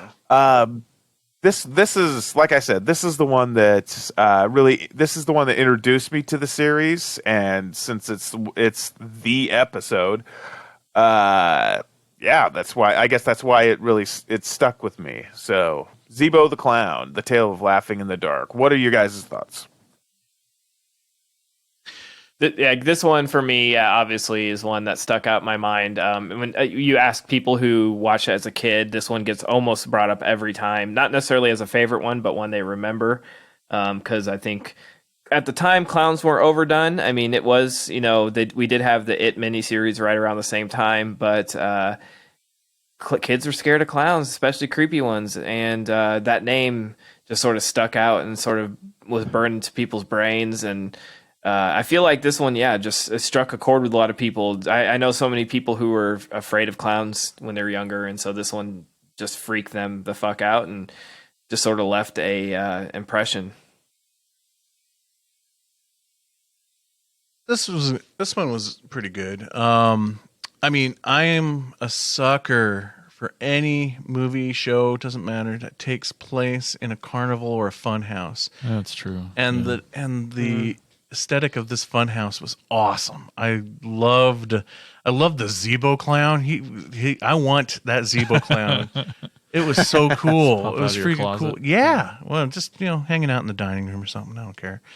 It was this freaking cool design, and really if this is probably one of the most popular episodes, it's probably because it feels like most of the budget of the whole series went into the making of this funhouse, because it is I was like, very cool. When I watched it, I'm like, how many times are they going to reuse these doors in this room? Now, the main kid that gets haunted by Zebo because he steals the nose, I wanted to punch him in the face so hard. Which is why I think I enjoyed it as a kid too. Was like, this is a bully that I knew at school that was like a huge piece of shit that would pretend he's not afraid of anything, and I wanted to see him get it. Yeah. Well, and when he's home alone, his acting is. I mean, I know I say it all the time. I try not to judge acting, but his acting is so freaking bad, and his motivations don't make sense. Why does he pull out every single piece of silverware out of his freaking silverware drawer? He's losing nervous, I guess, but it doesn't read well really that way. And spilling the pudding that he's obviously walking through, but only Zebo leaves a footprint in. And like when he takes the casserole dish out of the microwave that's been in the microwave for had to have been at least 10, 15 minutes, and he's using oven mitts. He's just with his bare damn hands. So I think hold on a second, I gotta check you right here, because this is a kid's show, and you just don't know what you're talking about. This is gold. This is the greatest episode ever. No, I agree with you, that's all. That kind of stuff takes me out of the episode a little bit, but the Zebo clown, the story itself, the funhouse aesthetic sold me on this episode. So yep, I agree with all those things. I liked it too. I had not much left to say. When Andy he read off the date, I was like, "Shit, Mike was in college then." Can we move on? Okay, yeah. So that's a good one. So Jason, what's the next episode? Oh man, submitted for the approval of the Midnight Society. I call this story "The Tale of the Midnight Madness." Dr. Vink helps an old movie theater in danger of closing by showing a special version of the vampire classic Nosferatu. This one's cool for like the same reasons you like the other one for the Funhouse. This takes place in a theater. Yeah, I was like, right? How great is it? If you're not going to film your movie or show at a carnival, make it a movie theater instead, because that's my other favorite place to see things. Oh man, I was all in that the main kid. I mean, on one hand, he really wants to save the theater. He's all about his theater job, and I'm like, yes, because if I had that job, I'd feel the same way, man. Theater all the way. Especially that theater. It was gorgeous. Oh, it was. That's me every day. I know you suck, and then on the other hand, it's like there's a girl, so it's like, oh, is she gonna notice him? Which, by the way, can I say something? Yeah. Doesn't that girl remind you of the girl in Demonica that also played the cashier at the skating rink? No, she kind of. I'm sorry. No, it was just very similar. I was like, wow. Okay, sorry. Go ahead. No, that's a good point. So it had that going on with the episode too, a little bit of a romancy thing, but then the Nosferatu stuff. How great was that? Like I didn't even mind the bite effects. Oh, I didn't really mind bad. them. Or are they? They were. I mean, they. Well, I guess if you're watching it on like a big freaking. Oh, maybe. You could totally see the seams. But I was going to give props to the vampire makeup. I thought the vampire makeup, I liked the 3-dimensional veiny things on him. I thought, knowing going in that, like, they don't have much to work with, they don't have much money to work with. So it looks like it would be a makeup job I would do. And I was really impressed with the overall makeup. Yeah. So I definitely really like this one. Yeah, I liked it too. First of all, I want to thank Dustin for the Monica plug. I appreciate that. Yes. Go to prescribedfilms.com and get mail. your copy. Or you can watch it on Amazon Prime. Anyway, yeah, I like this one for the same reasons. Yeah, taking place in a movie theater and, trying to save the old theater, that whole thing. And kind of had some popcorn vibes with me. Yeah, I felt that. You get, like in Popcorn, Ray Walston comes in from out of nowhere to help put on this show. Yeah. And it's the same thing, only this guy's obviously more magical and has a more of an agenda. And more of your hairstyle from that time period. Who's next? Oh. Moving on. I wonder what his movies were, though, because that was part of the deal. I wanted to see those movies. That were like much part better two. than this one. It's like Cannibal Holocaust. I was coming in fucking loving it. I want to see the kid walk into the screen of that one. Yeah. His girlfriend's up on a stick. Oh, fuck. The Caligula fisting scene, The devils. Serbian film. I knew Oh, it. I knew that God, was please coming. no. Salo. Maybe Yeah, it's all better kinds of stuff. Yeah, it's Work out. 120 days, baby. That's how many shows they're going to do in a row of it. People love it. They just keep coming in. Yeah, that old lady, she's going to be, keep showing films like that, kid. I was showing Nosferatu would bring people to our theater too. Well, have you but, tried it? I have. Oh, We've it shown it didn't work. several times. Magic's It brings worn off. the magic's worn off. No, it's brought some people in, just not as many as they get in their theater. But it's televised, so it's a television is a little exaggerated. So And is it a 90s thing? I mean, is it acceptable that when your film breaks down, you just put on another completely different movie and everybody's okay with that? It just doesn't matter what movie you go see. You don't even have to If put it it. glows red, you put it on. Yeah. It was fun. yeah, this was a good pick. Just having Nosferatu coming out of a theater. I mean, this one, is just hits all the right buttons. Has some really cool stuff in it. Wasn't a bad effect, for budget wise, going in and out of the screen. I thought That it looked was good. pretty good. Thought that For looked what good. you're getting, Yeah. All right. Well, next, submitted for the approval of the Midnight Society. I call this story Tale of the Night Shift. In this tale, we meet Amanda, who works the night shift at the hospital. Colin, a guy who nowadays would probably get arrested for harassment, constantly asking poor Amanda out every chance he gets and not taking no for an answer. He's also there at the hospital, and the two of them unite to discover the source of weird stuff happening around the hospital. People start disappearing and then reappearing, but a bit different. As it turns out, there is a vampire in the basement of the hospital. It's interesting. I decided to do the description of this one because this one probably might be my favorite one of all the ones we watched. Nice. I really liked this one. I thought the vampire worked well. makeup. Yeah. I thought the vampire makeup looked really cool. And it was different, too. It wasn't just another Nosferatu or whatever. Because when you first see him, you don't even know what he is. That first shot you get of him, I didn't know it was going to be a vampire story. And they did some things different with vampire lore that I thought was pretty cool, and rehashing some old vampire lore that I think a lot of people forget about. Just how attached a vampire is to their coffin. You know, Mhm. And you Which I haven't think really was the seen- same coffin from the Nosferatu. probably. It looked like Oh, the I'm same sure. prop. Yeah.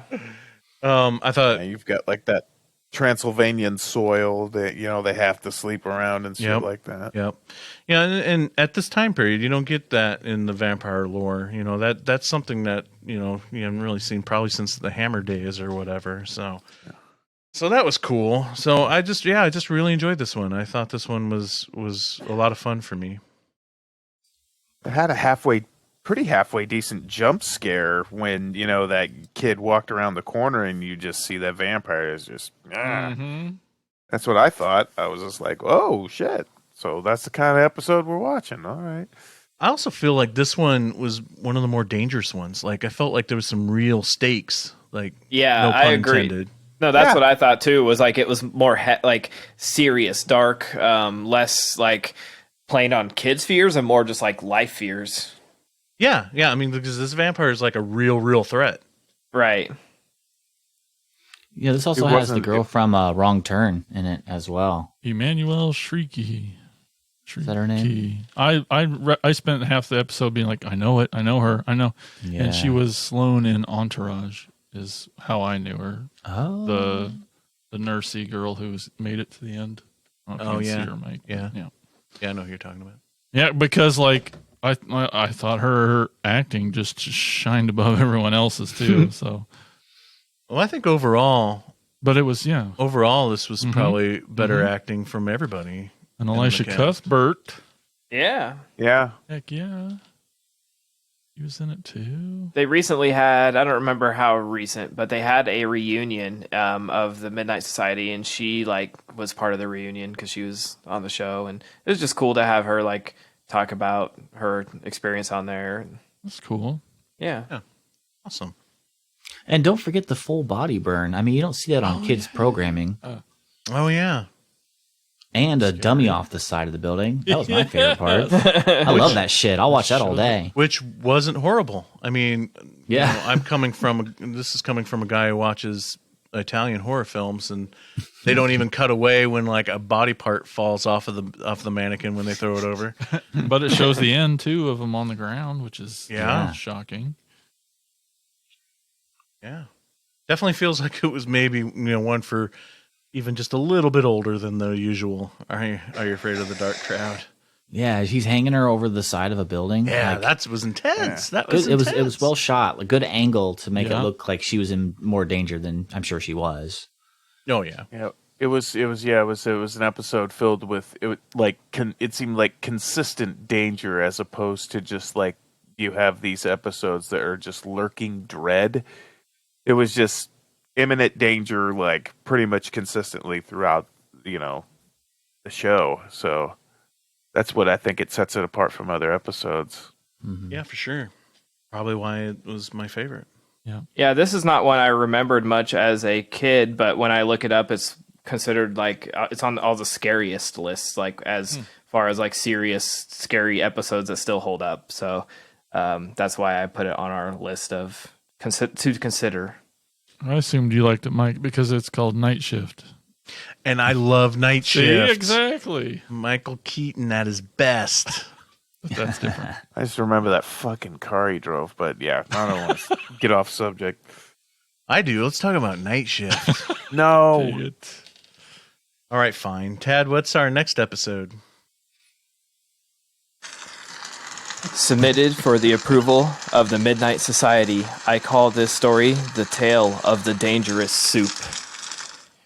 So Yeah. Dr. Vink's back. His soup restaurant is the top of the town where a young man who applies at the job along with a waitress find out the secret recipe to the successful soup. This one, again, has Aaron Tager as Dr. Vink, but it also has a very young Nev Campbell. Nev freaking Campbell. I mean, Yeah. this Yeah, had to isn't have that been cool? this had to have been close to Scream at this point. So after Party 1994. Yeah. April 16th, 1994 is when it originally aired. This is one I was very curious. This was one that was recommended by our guest Dustin. Dustin, why did you recommend this one? Why did you make us watch this? Did you not like it? No, it's not. It's just one that I remember as a kid, just sort of like being like, this was not a great week. But it wasn't not bad. I was like, a soup one. Like, what is this? Like, What's the name of the show? Maybe. Yeah. Maybe, Well, yeah. It's a cool name. Yeah, I always thought it was called Fear Soup for some reason. I don't know why I kept calling it Fear Soup when I would talk to it about my friends. I thought it was just a cool, awesome idea as a kid.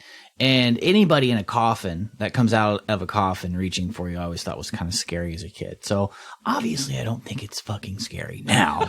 But it did. You can admit it, bro. spook Don't. me. Yeah. But I'm telling you, I'm scared to eat soup after this one. But, anything that scares, the shit out of you and you like excrete this, serum that makes soup taste better. I mean, that's fucking weird when you're a kid. So, that always kind of, made me queasy. I just, when I watched as a kid, when I watched this one, it felt more like a movie and I don't know why. And maybe it was Nev Campbell is, Sidney Prescott in this. I mean, as far as I'm concerned, like she's at that point in her acting chops where she's believable as that hostess girl. The other guy, not so much. But they were older, and I felt like because they were older, I was watching a movie, and all the I thought the other waitress is still good in this as well. Just the idea of being afraid of, of not being afraid, saying you're not afraid of something, and then like reaching in and finding it, and like that. You guys want to talk about heavy, in the radio episode? Like this one's pretty heavy too, in the point where like this guy who has obviously been abused or has something happened to him, like that reaches out to kids, And like this guy, like, they reach in and they find that and they find his uncle and they put him in there in that room with the coffin like that.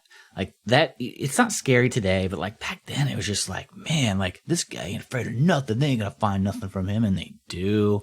And it's just, I don't know. I think it's scarier than what you think it is. Like, maybe if you were a kid. And I don't know. I just really liked it. This was the one I always went to.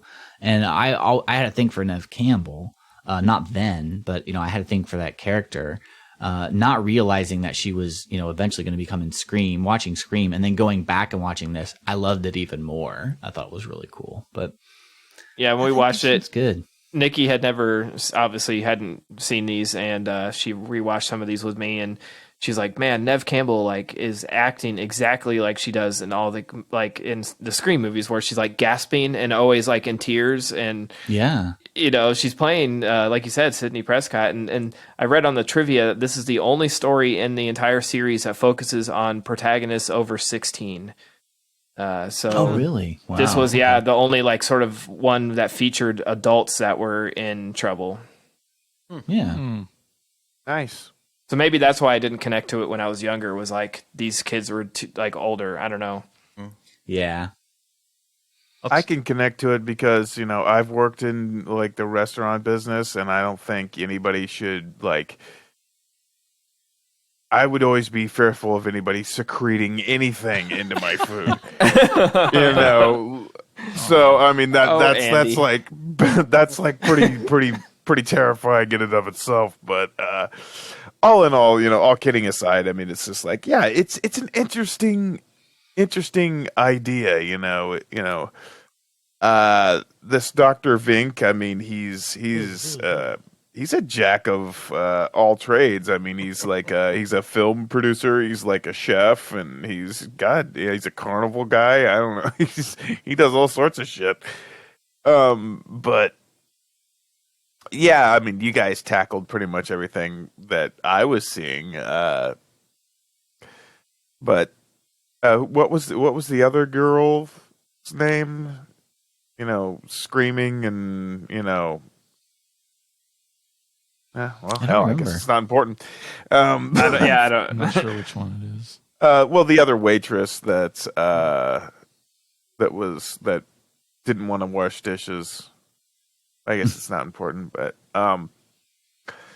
yeah, cool episode. I mean, it's just like I never had known that like Gilbert Gottfried did an episode. I didn't know that Ryan Gosling was in this. I didn't know that Nev Campbell's just like I didn't realize that's how some of these major actor or actresses really kind of cut their teeth was just on this show. So I mean, it's really kind of cool to see where they started out. So. Well, I thought it was kind of bullshit on the Paramount Plus app that, the radio episode has like in parentheses Ryan Gosling. Oh yeah. And then on this Soup episode, it doesn't have anything about Nev Campbell. I mean, I know she's not an Academy Award winner, but she's fuck just her, I as guess. well known. Yeah, it's like do it for everyone or for no one. Like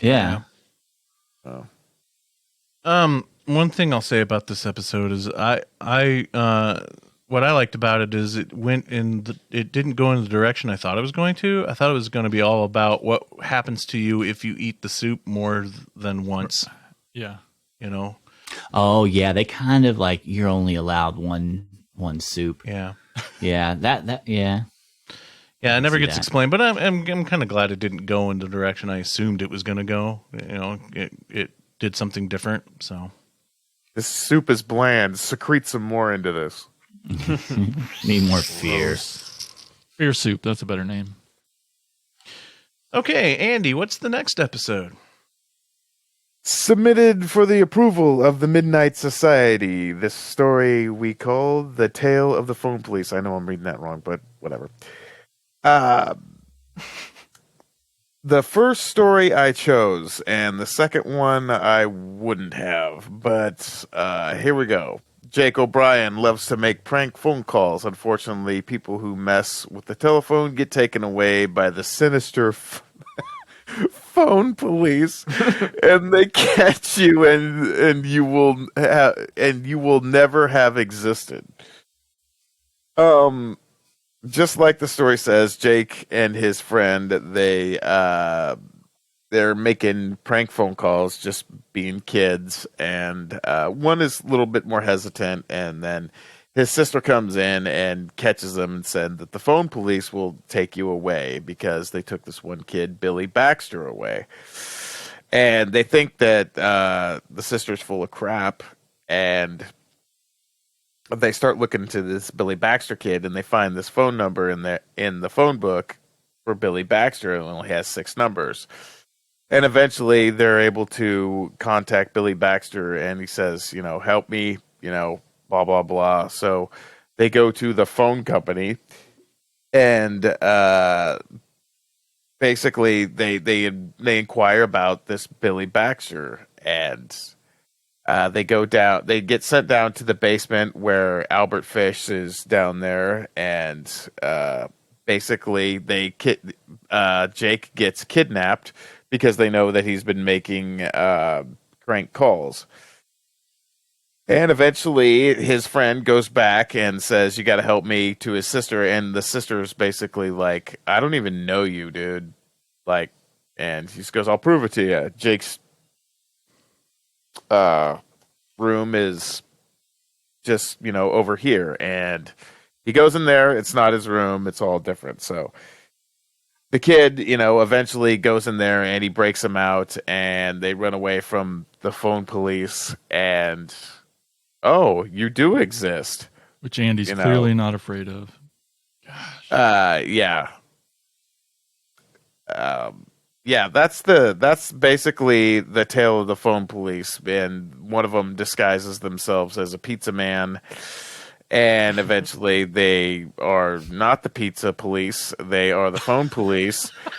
And that's the end of our episode. So don't make crank calls and don't watch this episode. Oh. Hey, this is cathartic for me. I'm on the side of the phone police.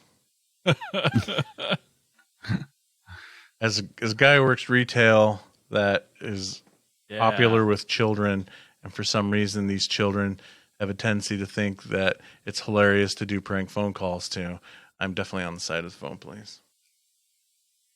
It plays on like it feels like an old like urban legend sort of, and it feels like almost like a warning to children because we pranked the fuck out of people as kids. That was like, I mean, weekends, it's like if we weren't at the mall or Walmart breaking things, we were at my friend's house doing *67, calling the porn shop, asking, you know, how big their biggest dildos were. Just dumb shit. You know, we played with soundboards on E-Bombs World, and we would have the Arnold voice asking questions. Just acting like idiots. And, you know, now that I'm older and look back on it, just very cringy. But, you know, I saw this as a kid and it obviously didn't scare me into not doing it. So this episode failed. Yes, the idea of phone police is just so crazy. To me, it should have been, it could have been, I don't know. I don't even know how to explain it. Maybe something a little more sinister than like erasing you from existence, like someone would come and take you out. I don't know. I thought the cool part of it was that this episode, the storyteller was not at the campfire. He was telling his story through a telephone, which was a cool twist on the intro. I thought that was clever, you know. I don't know. Like I said, it just sort of reminded me of like an urban legend that you'd hear as a kid. Like, you know, if you get caught, like, you know, you can get arrested. It's illegal to make prank phone calls. I saw in the trivia, they said that the phone police were inspired by the thought police from George Orwell's 1984. I don't know how truth that is. And then Mike, you will love this one on trivia. It says, was the basis for the Weird Al Yankovic song Phony Calls a parody of TLC's Waterfalls? I don't think he necessarily was inspired by this episode, but I thought it was funny and that it made it onto the IMDb trivia. That is funny. I sincerely doubt it. Hands down, scariest episode ever. I think so. In the series. This scared the shit out of me when I was a kid. Because I did all these things and it closely related. Oh man. Yeah, I did the same thing. I would come home and I would pick up the phone and I would just dial a number. That could have been fucking long distance. It could have been a local number. I don't know, but I called them and I talked shit to them. I don't know who they were. And then I would hang up the phone, leaving that person probably completely puzzled. And just like these kids were doing. And, you know, that really hit home. And I'm like, oh, okay, these kids are getting arrested somehow and being put in to jail. Exist. Phone jail? Like, yeah. Yeah. And I guess the scariest the scariest thing was you know, that kid, his friend coming home and then the sister had like no recollection. Mm-hmm. And that's, you know, you just been erased. Set you on the straight and narrow path. I don't know if I really. Damn it! I mean, I probably didn't do it as much, but like it was scary in the sense that, like I think the biggest part that scared me was, when they have their phone police cars and they're like it's playing the the fucking phone static and the like as the siren, like what you'd hear if you left the phone off the hook for too long. Oh god. I'm like, oh god, that's real. That's real. And I'm like, well, you know, if there are police cars, then they've got to exist, right? Like they've got to be real. That's right. They are real. So like, you better straighten up. Can't really get away with that shit today. I mean, first of all, the phone, I'm sure people probably wouldn't even know what the hell's going on with his phone, which is badass, by the way, a neon red phone. I mean, come on. Who didn't want that phone or any phone that lit up, especially in your room? I mean, because then you could the call clear your plastic pals. one that you could see all the stuff inside. That was the phone. Those were like, that was like the phone in the 90s, right? 80s Right, and 90s. yeah. It was the clear. You could see all the fucking diodes and, Yes. capacitors and shit inside. Like that was the phone and you wanted it. You wanted it in your room so you could make prank phone calls to Pizza Hut. It's just, who you were in the 90s. You didn't have fucking internet. Like, I mean, you didn't until like later times. What did you do? You called people and you pissed them off. That's just what you did. It's so funny because like probably like 3 or 4 years ago, this Nikki got a prank call on her cell phone and the dumbass didn't block his number. And so she typed it into like the search bar on Facebook. It brought up this kid's profile. she went to the kid's mom's Facebook, like looking through his information, called his mom, and the kids that called weren't like, they didn't do like what we would do and just like fuck with people. They were like, oh, you sound sexy, like let's fuck, and we're saying just like really creepy sort of like sexual things. So she called and was like, your son's calling and telling women he wants to like have sex with them, and she was like, what? And then she like texted these kids and was like, next time hit *67 when you're gonna prank someone, because I found out who you are pretty easily, and I found your mom and let her know. And he was like, no, don't do that, and it was pretty damn awesome. That is very awesome. I thought it was going to go down the Christmas Story route where you hear the mom like, "What?" No. She's like whipping him in the background. and then we saw his obituary a week later. Yeah, he did. His name disappeared from Facebook. He no longer existed. Mom turned him in. Awesome. Love it. So Mike, when you get these prank phone calls at work, Yeah. I mean, as a comedian, It's not fucking funny. you can't understand. I've appreciate never- it. You just No. can't. Work on your material. No, because, well, first of all, There isn't once you're just like, all They're right, freaking- that was pretty funny. there may be one in a blue moon, but it's always just the most ignorant of Battletoads. shit. Oh, don't even get me started on the Battletoads thing. So, Mike, what's your store's number? I'm just curious. It's none your damn business. What I'll do though is, because they'll call up and they'll be like, "Hey, do you have like women love dildos on PS4 or something stupid?" And I'll be like, "Let me check," and I put them on hold, and I'll just sit there and watch how long they wait on hold, knowing that, and I'm not going to pick it back up. I just leave them on hold. I think one time I saw somebody stayed on hold for like 10 minutes, and I'm Oh like, my God. who is laughing now, you dumb fuck? You're gonna He sit on. really wants to know if Mike, you that might be a have game. women love dildos I know. on PS4. Better look it up. Dedicated to his joke. We only have it on Xbox. Sorry. I don't give them anything. Oh. I don't give them any satisfaction whatsoever. Well, because You then they just son keep of a calling back bitch. when I That's did when I do. If I were, Yeah, you can't get animated. yeah, you can't give them anything, or they just keep calling you. Because there have been times where they will call, and I'm working by myself. 90% of my work week is working by myself, and if I get busy, I don't have time for that shit. I just wondered if you appreciated, if any of it was funny enough that you were like, all right, that was kind of funny. I mean, fuck you, hang up, but.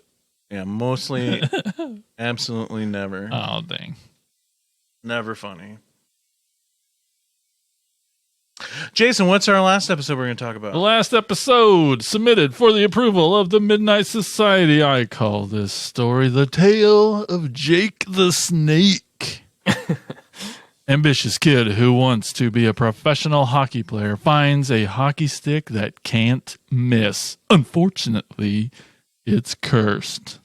So when I watch this, I'm like, well, this is clearly Dustin's pick because it's hockey and there's kids playing hockey and you're like the biggest hockey guy I know. This has to be the most Canadian episode of the entire run. Yeah. Hey, they at least waited, 6 or 7 seasons before they did this Yeah, episode. that's true. right? Yeah, this is 1999. Holy shit. Season 6. Yeah. Yep. So they at least, put this on the back burner a little bit. I'm sure it was one of the first ones they wrote. But it was all right. I mean, I don't know, the way that kid turned into a dick fast, I didn't enjoy that. But Oh, yeah. yeah, he did. He did. And you know what? Did you not? That attitude, yeah, I wanted to see him eat shit fast. Yep. Again, like these anthology shows are usually morality tales for the main character, but I don't feel like he really came got out any different at the end. I still felt like he walked out of there just as much of a dick. Yeah. I thought he started okay. But started man, once okay, he got what he wanted, man, straight to Dicktown. Yeah. And his poor friend, he tried so hard. He just couldn't. Anyway. But it was just hockey-laden goodness. I kind of feel like this was one that deserved more of a longer running time than 20 minutes. Because I wanted to see more of him transforming into a snake instead of just some, dried skin. Which, out of all the episodes that we watched, this one I think is the grossest. It's just him Probably. peeling his own skin off Pretty throughout. gross. It looked Yeah. good. Yeah. Had some sweet CGI though. A little bit with the snake. Yeah, they attempted. They tried it. They tried. You know, it was $99. Yep. It was $0. Better. It than looked probably yeah. better than the Scorpion King or whatever with the Oh, rock. my goodness. Oh, Sick yeah. burn. Yeah. Yep. I don't really remember this one at all. Like when he said, like when you guys said that Dustin had recommended Jake the Snake. I'm like, what is this? And so Hold this on, was. I didn't recommend. I just You said, said- let's talk about this. you said, I believe that maybe through something was lost in translation because, as Jason said, Dustin says we have to watch Jake the Snake. It's one of the top episodes ever made. What I put? Get me in trouble. No, I instantly when he sent that list, I was like, I have to just ask Dustin why he picked Yep, these. he did Jake say the that. Snake out of all these. What is Well, going on? I played a lot of roller hockey when I was a kid. We had our own I did teams too. here and where I live. And in '99 I would have been a freshman in high school or in 8th grade. Oh my. And I watched it, I'm still watching it as a weird kid. That was the start when we were like, things were like really ramping up in town. We were having, like clinics and, we were really playing. It was all roller hockey. We had our own court. We were getting boards and, we had teams. I know people for teams and referees. It was a really cool time that didn't last for long. And I was the captain of one of the teams. And just the idea of having a stick, if I remember the episode right, that just like you can't fucking lose, because we never won one. I think we won like one game. I had a team full of Bad News Bears. I would have loved to have had a stick that I could just throw anything at the net and it would go in. And I think there's just, even though I was a little bit older at that time, I just the idea of that, the fantasy of that was just, it was just really cool. And plus, it was a hockey episode. Yeah. There's like a scene where he goes into the basement when he finds the stick, and like the basement, I just like looking at it, it's clearly a set, and it's like there's two like hockey nets down there. Just like, why are these down here? Like, how did there's just like old wooden crates. It's like it could not be like less believable. Like It's the training room. I don't know. I was like laughing pretty hard, and then when you see the actual snake, but I did think it was cool. Like when he was turning, like he was getting scaly and turning into a snake. I thought that was cool. I think every episode has a redeeming factor. If you look back, even if you didn't like the episode, I think there's something always there. Oh yeah, You're like, I like that. You can just pick that part out and like, this I like. Yeah, pick and choose, I also gave them some shit because they let you pick some episodes, but my favorite didn't make the cut. What was your favorite? My favorite is the Tale of the Super Specs, where they put on cursed glasses and they can see people in another dimension living amongst us. That freaked me the fuck out. It's very much like They Live, but Wow. you could not see them at all without the glasses. And when you put them on, they were like black figures. The budget really hurt it because these people were clearly just wearing black bodysuits with like black netting over their heads. But the idea of like these other, like it blew my mind as a kid because they're like playing basketball and they look over at the other hoop and there's kids that are like them, but there's all black silhouettes playing basketball. And then they look over and see her and they're like, oh shit, she can see us.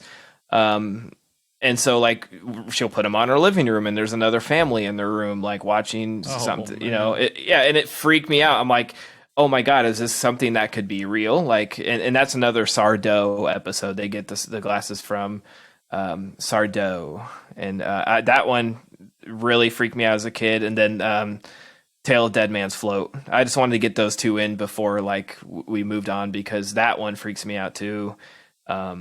These kids discover that there's a pool hidden in their school. Like it's not their normal pool that they swim in, but it's like closed down and shut off behind. You have to go.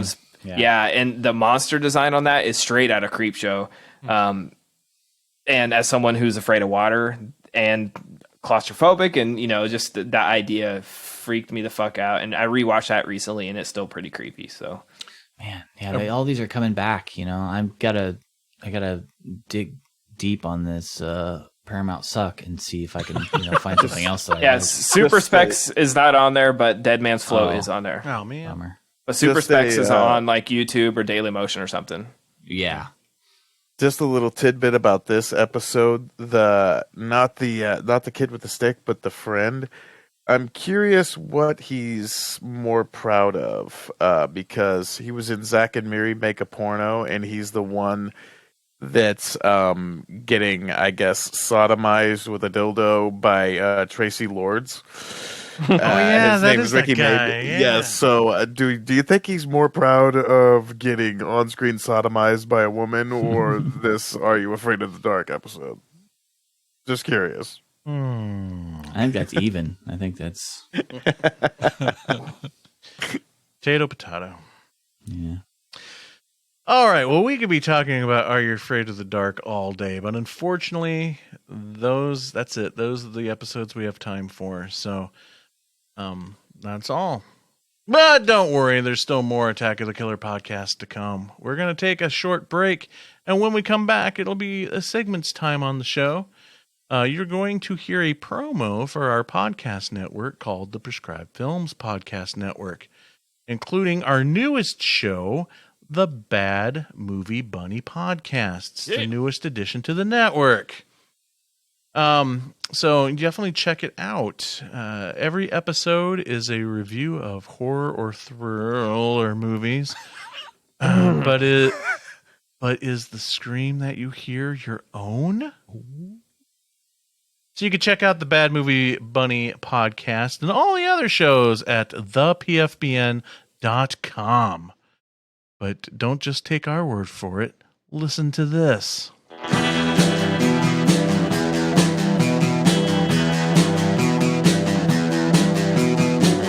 You're listening to the Prescribed Films Podcast Network, home to hundreds of hours of free podcast entertainment. The shows on this network all have a common goal: providing you with the best discussions about movies and other forms of entertainment media. The PFPN hopes to fill your earholes with audio joy. Visit our website with links to all the other amazing shows at www.thepfpn.com. Thanks for listening.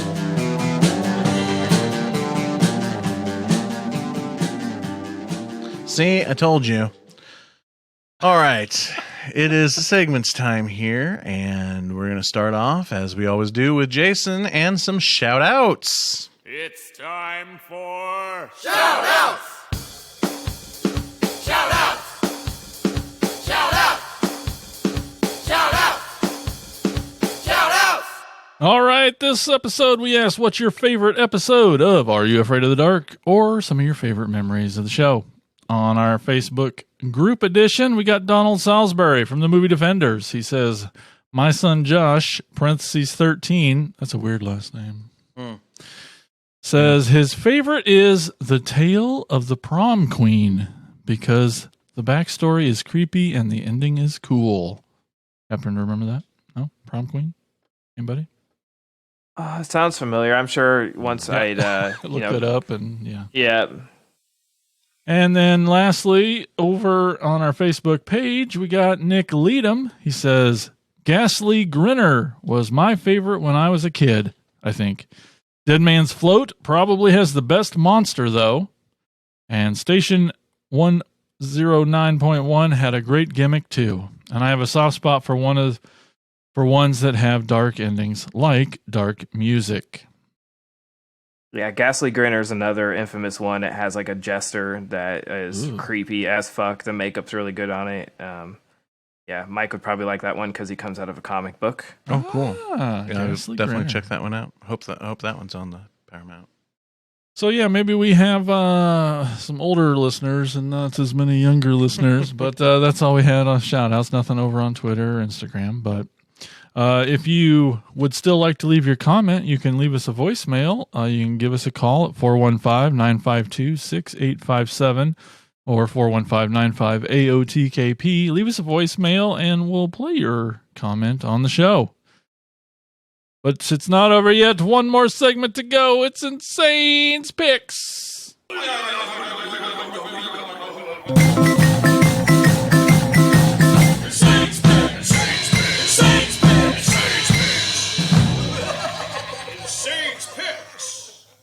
We continue to travel around the world looking for the heroes of the weird and wild cinema to induct into Insane's Picks Hall of Fame. This time we travel south to Mexico to induct a man, a myth, a legend who has conquered not only movies but also comic books and especially the world of wrestling. For this Insane's Picks Hall of Fame, we induct El Santo. Legendary masked Mexican wrestler actor El Santo achieved icon status via his highly colorful wrestling career. His moves surpassed the timing and speed of any professional wrestling you see here in the United States. At least that's my opinion anyway. Santo was a legend in Mexico. He was like a superhero who would never take his mask off in public. His popularity quickly allowed him to take over other media as well. He appeared in nearly 60 films throughout his career. Wrestling took off in the early 1930s in Mexico after several promoters had witnessed events in Texas, and in Mexico, the sport eventually became known as lucha libre, which means free fight, Mexico's version of professional wrestling. His first wrestling appearance was alleged to have been at Arena Palviro Cozumel on June 28, 1934, and he soon became an active figure on the Mexican wrestling circuit under various names. After initially competing as a bad or heel wrestler, El Santo became a good guy or babyface wrestler, and that's the way he remained for the next 50 years. In 1942, his manager was assembling a team of masked silver wrestlers and wanted him to join the assembly. He was given the choice of 3 stage names: El Diablo, the devil; El Santo, the saint; or El Angel, the angel. He, of course, chose El Santo and first wrestled under that name at Arena Mexico on June 26, 1942. During the 1950s began the El Santo comic book, which would run over the next 35 years. In the comic book, El Santo fought colorful villains and supernatural creatures. At first, Santo refused to appear in films. However, he finally appeared in his first film called Santo vs. the Zombies in 1962. That film opened the floodgates and was quickly followed by such films as Santo vs. the Evil Brain in 1961, Santo vs. the Infernal Men in 1961 as well, all shot in Cuba prior to Fidel Castro's seize of power. Santo vs. the Zombies also starred Lorena Valquez, who would also appear as Zorna, the Queen of the Vampires, in Santo vs. the Vampire Women. Lorna would go on to star as a wrestler superhero in her own right in the series of Mexican wrestling women films like Doctor of Doom and Wrestling Women vs. the Aztec Zombie. The fans flocked to the theaters to see Santo as the crime-fighting superhero they believed him to be. The movie career exploded overnight. Over the next 3 decades, Santo starred in so many films. He would team up with his friend on screen but rival in the ring, the Blue Demon. Some of Santo's more popular films were Santo and the Wax Museum in 1963, Santo and the Blue Demon versus the Monsters in 1970, Santo and Vengeance of the Mummy in 1971, and Santo and Blue Demon versus Dr. Frankenstein in 1974. At one point during the 60s, a film distributor in the United States bought the rights to release several of the Santo films in the U.S., renaming him Samson instead of Santo. And in France, Santo was redubbed as Superman. In 1976, there was a change in power in the Mexican government. The new administration did not care for the whole masked wrestling genre, and the film funding was canceled for these type of films. Santo's final appearance was in Fury of the Karate Expert in 1982, which was filmed in Florida. At the age of 65, Santo officially retired from wrestling and acting in 1982. The only time he took his mask off in public was January 26, 1984, for a Mexican television show. 10 years later, in February 5th, he died of a heart attack. 10 days later, after that appearance on that show, he died on February 5th of a heart attack during a live performance in Mexico City. Thousands of fans attended the funeral, and Santo was even buried in his iconic mask. Soon after, his son put on the silver mask as son of Santo to carry on his father's legacy. I love the Santo movies for their low-budget mix of wrestling, superheroes, James Bond-type spy films, and of course, all of the amazing monsters. A true icon in cult cinema and wrestling, we induct the legendary El Santo into Insane's Picks Hall of Fame. You do love your Santos. I do. So that wraps up another episode of Attack of the Killer podcast and another meeting of the Midnight Society. I want to thank everybody for listening, and a very special thanks to Dustin for joining us again this time around. Thank you. How can people follow you, Dustin, or do you want them to? No, sure. Yeah, I still do everything horrible. I do more live streaming now than I do any kind of videos, but I am doing more videos on the way. And yeah, so you can follow me there. Yeah, that's everything horrible. Horrible. Oh, and I'm so proud of it. I got to tell everybody that I got to do some music for the special features on the Friday the 13th box set. I just keep touting that everywhere I go. You have to. You have to, man. That's so if awesome. you've got it and you listen to some music on the special features, it might be me. So you have to just watch all of it, and then you'll hear it. I'm sure you should watch it all anyway. Yep. But yeah, that's all I've got. Well, and that's awesome too. I forgot to congratulate you on that, awesome. and very well deserved because your music is amazing. Thank you. You're welcome. I forgot the bucket of water to put out the fire. Oh, no. So I guess I'm gonna have to pee on it. Ah. Good night, everybody. Talk to you on the next episode of Attack of the Killer podcast. Oh no, could this be the end of? Attack of the Killer Podcast.